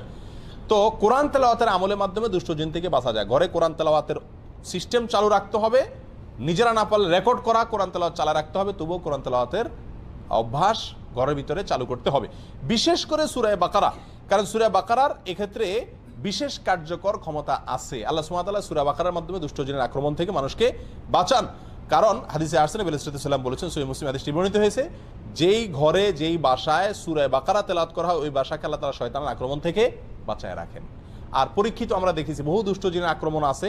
আমি ব্যক্তিগতভাবে অনেককে এই আমলটা দিছি এবং ফলাফল জানাইছেন যে নগদ ফলাফল পাইছেন। সূরা বাকারা যতক্ষণ পড়ছে তখন মতো জিনের আক্রমণ করা রোগীর কোনো ক্ষতি হয়নি, আত্মরক্ষাও করা যায়, চিকিৎসাও হয় এর মাধ্যমে। 10 নম্বর আমল হলো কোনো গর্তে পেশাব পায়খানা না করা। অনেকে ইচ্ছাকৃত ওই রাস্তার আশেপাশে, বিশেষ করে গ্রামে গঞ্জে গেলে দেখা যায় গর্তে টর্তে পেশাব করে। গর্তে পেশাব করা নিষেধ। এক হাদিসে গর্তে পেশাব করতে নিষেধ করা আছে, নবী সাল্লাল্লাহু আলাইহি ওয়াসাল্লাম নিষেধ করেছেন। একজন বিখ্যাত তাবী কাতাদাকে জিজ্ঞাসা করা হয়েছে এর কারণ কি হতে পারে, কেন গর্তে পেশাব করতে নিষেধ করা হয়েছে হাদিসে। তখন তিনি বললেন যে গর্তে পেশাব করতে নিষেধ করা হয়েছে এই জন্য যে অনেক গর্তে শয়তান তার বাসা বাঁধে, তার আশ্রয় থাকে। তার গায়ে পেশাব করলেন, আপনার গোটা পরিবারের উপর আক্রমণ করে বসলো এবং গোটা জীবনটাই আপনার একেবারে ধ্বংসের দ্বার প্রান্তে নিয়ে গেল। এরকম ক্ষতির আশঙ্কা থাকে, যেন গর্তে পেশাব না করা। 10 নম্বর আমল হলো ঘরে কোনো সাপ দেখলেই হুট করে না মারা। ঘর বাড়িতে, বাইরে রাস্তাঘাটে আপনি জঙ্গলে দেখলে মারেন ভিন্ন কথা, কিন্তু ঘর বাড়িতে যদি কোনো সাপ দেখেন তাহলে সেই সাপটা সাধারণ সাপ না হয়ে জিন হওয়ার সম্ভাবনা আছে। কারণ এ ব্যাপারে নবী সাল্লাল্লাহু আলাইহি ওয়াসাল্লামের হাদিসে পরিষ্কারভাবে বলা আছে, যদি ঘরে বাড়িতে কোনো সাপ দেখো তোমরা তাহলে হুট করে মারতে যাবে না। কারণ ঘর বাড়িতে যে সাপ দেখা যায় সচরাচর, এটা অনেক সময় জিন হওয়ার সম্ভাবনা থাকে। তাহলে কি করবেন? রেখে দিবেন আপনাকে কামড় দেওয়ার আগ পর্যন্ত? না, কয়েকটা করণীয় আছে। ভিতরে একটা হলো তাকে বলবেন নিজের ভাষায়, আল্লাহ তাকে আপনার ভাষা বোঝার ক্ষমতা দিয়েছেন, আপনি বলবেন যে যদি তুমি জিন হয়ে থাকো জলদি সরে যাও। যদি তখন আপনার কথা শুনে সরে যায় তাহলে বুঝবেন জিন। আর যদি না সরে তাহলে এবার আপনি সাধারণ সাপ হিসাবে তাকে কি করতে পারেন? মারতে পারেন। আর যদি অস্বাভাবিক জায়গা থাকে, বিছানা শুয়ে রয়েছে কথার কথা, তাহলে সাপের তো বিছানা শোয়ার কাম না, তার কাজ তো হলো ব্যাঙের পিছনে দৌড়ানো, পোকামাকড়ের পিছনে দৌড়ানো। তো যদি এখানে শুয়ে থাকে তাহলে বোঝা যাবে যে এটা একটা আলামত, এটা জিন হওয়ার সম্ভাবনা আছে। ওই পদ্ধতি অবলম্বন করবেন। আর তা না হলে আপনি অবশ্যই তাকে হত্যা করবেন তার ক্ষতি থেকে বাঁচার জন্য। তাহলে ঘর বাড়িতে সাপ দেখলেই হুট করে মারতে না যাওয়া। এদেরকে ক্ষতি করলে এরা গোটা পরিবারের পেছনেই লেগে যেতে পারে। 11 নম্বর আমল হলো স্ত্রী মিলনের সময় দোয়া পাঠ করা। আল্লাহুম্মা জান্নিবনা ওয়া জান্নিবিশ শাইতানা মা রাযাকতানা। আল্লাহ আমাদেরকে, স্বামী স্ত্রী উভয়কে এবং আমাদেরকে মিলনের মাধ্যমে যে সন্তান দান করবেন, সেই সন্তানকে আপনি শয়তানের আক্রমণ থেকে বাঁচান, রক্ষা করেন। এই দোয়া পড়লে আল্লাহ তাআলা স্বামী স্ত্রীকে এবং তাদের মিলনের মাধ্যমে যে সন্তান দুনিয়াতে আসে তাদেরকে শয়তানের আক্রমণ থেকে কি করেন? হেফাজত করেন। অতএব এই দোয়াটা পড়তে হবে। নবী সাল্লাল্লাহু আলাইহি ওয়াসাল্লাম বলেছেন কেউ যদি দোয়া না পড়ে তাহলে তার সঙ্গে মিলনে শয়তানও যোগ দেয়, নাউযুবিল্লাহ। সেখান থেকে বাঁচার জন্য দোয়া পড়তে হবে। 12 নম্বর সর্বশেষ আমল হলো ছোট ছোট বাচ্চাদেরকে সন্ধ্যার সময় ঘর থেকে বাহিরে বের হতে দেওয়া যাবে না। খেলাধুলা করতে গেছে, সন্ধ্যা হওয়ার আগেই তাদেরকে বাসায় ফিরিয়ে আনতে হবে। কারণ হাদিসে পরিষ্কারভাবে বলা আছে সন্ধ্যার সময় শয়তানরা প্রচুর পরিমাণে বিচরণ করে। ওই সময়টাতে তোমাদের শিশুদেরকে তোমরা বাসা বাড়িতে প্রবেশ করে। কারণ শয়তান যাদের উপর আক্রমণ করে তার ভিতরে উল্লেখযোগ্য অংশ হলো ছোট ছোট শিশুরা, তাদেরকে টার্গেট করে। অতএব তাদেরকে ঘরের ভিতরে নিয়ে আসতে হবে। এই 12টি আমল যদি নিয়মিত করা যায় ইনশাআল্লাহ শয়তান থেকে আত্মরক্ষা সম্ভব। আর দুষ্টজিন যদি আক্রমণ করেও থাকে তাহলে সেখান থেকে চিকিৎসা পাওয়াও সম্ভব। আল্লাহ তাআলা আমাদের সবাইকে দুষ্টজনের আক্রমণ থেকে হেফাজতে রাখুন।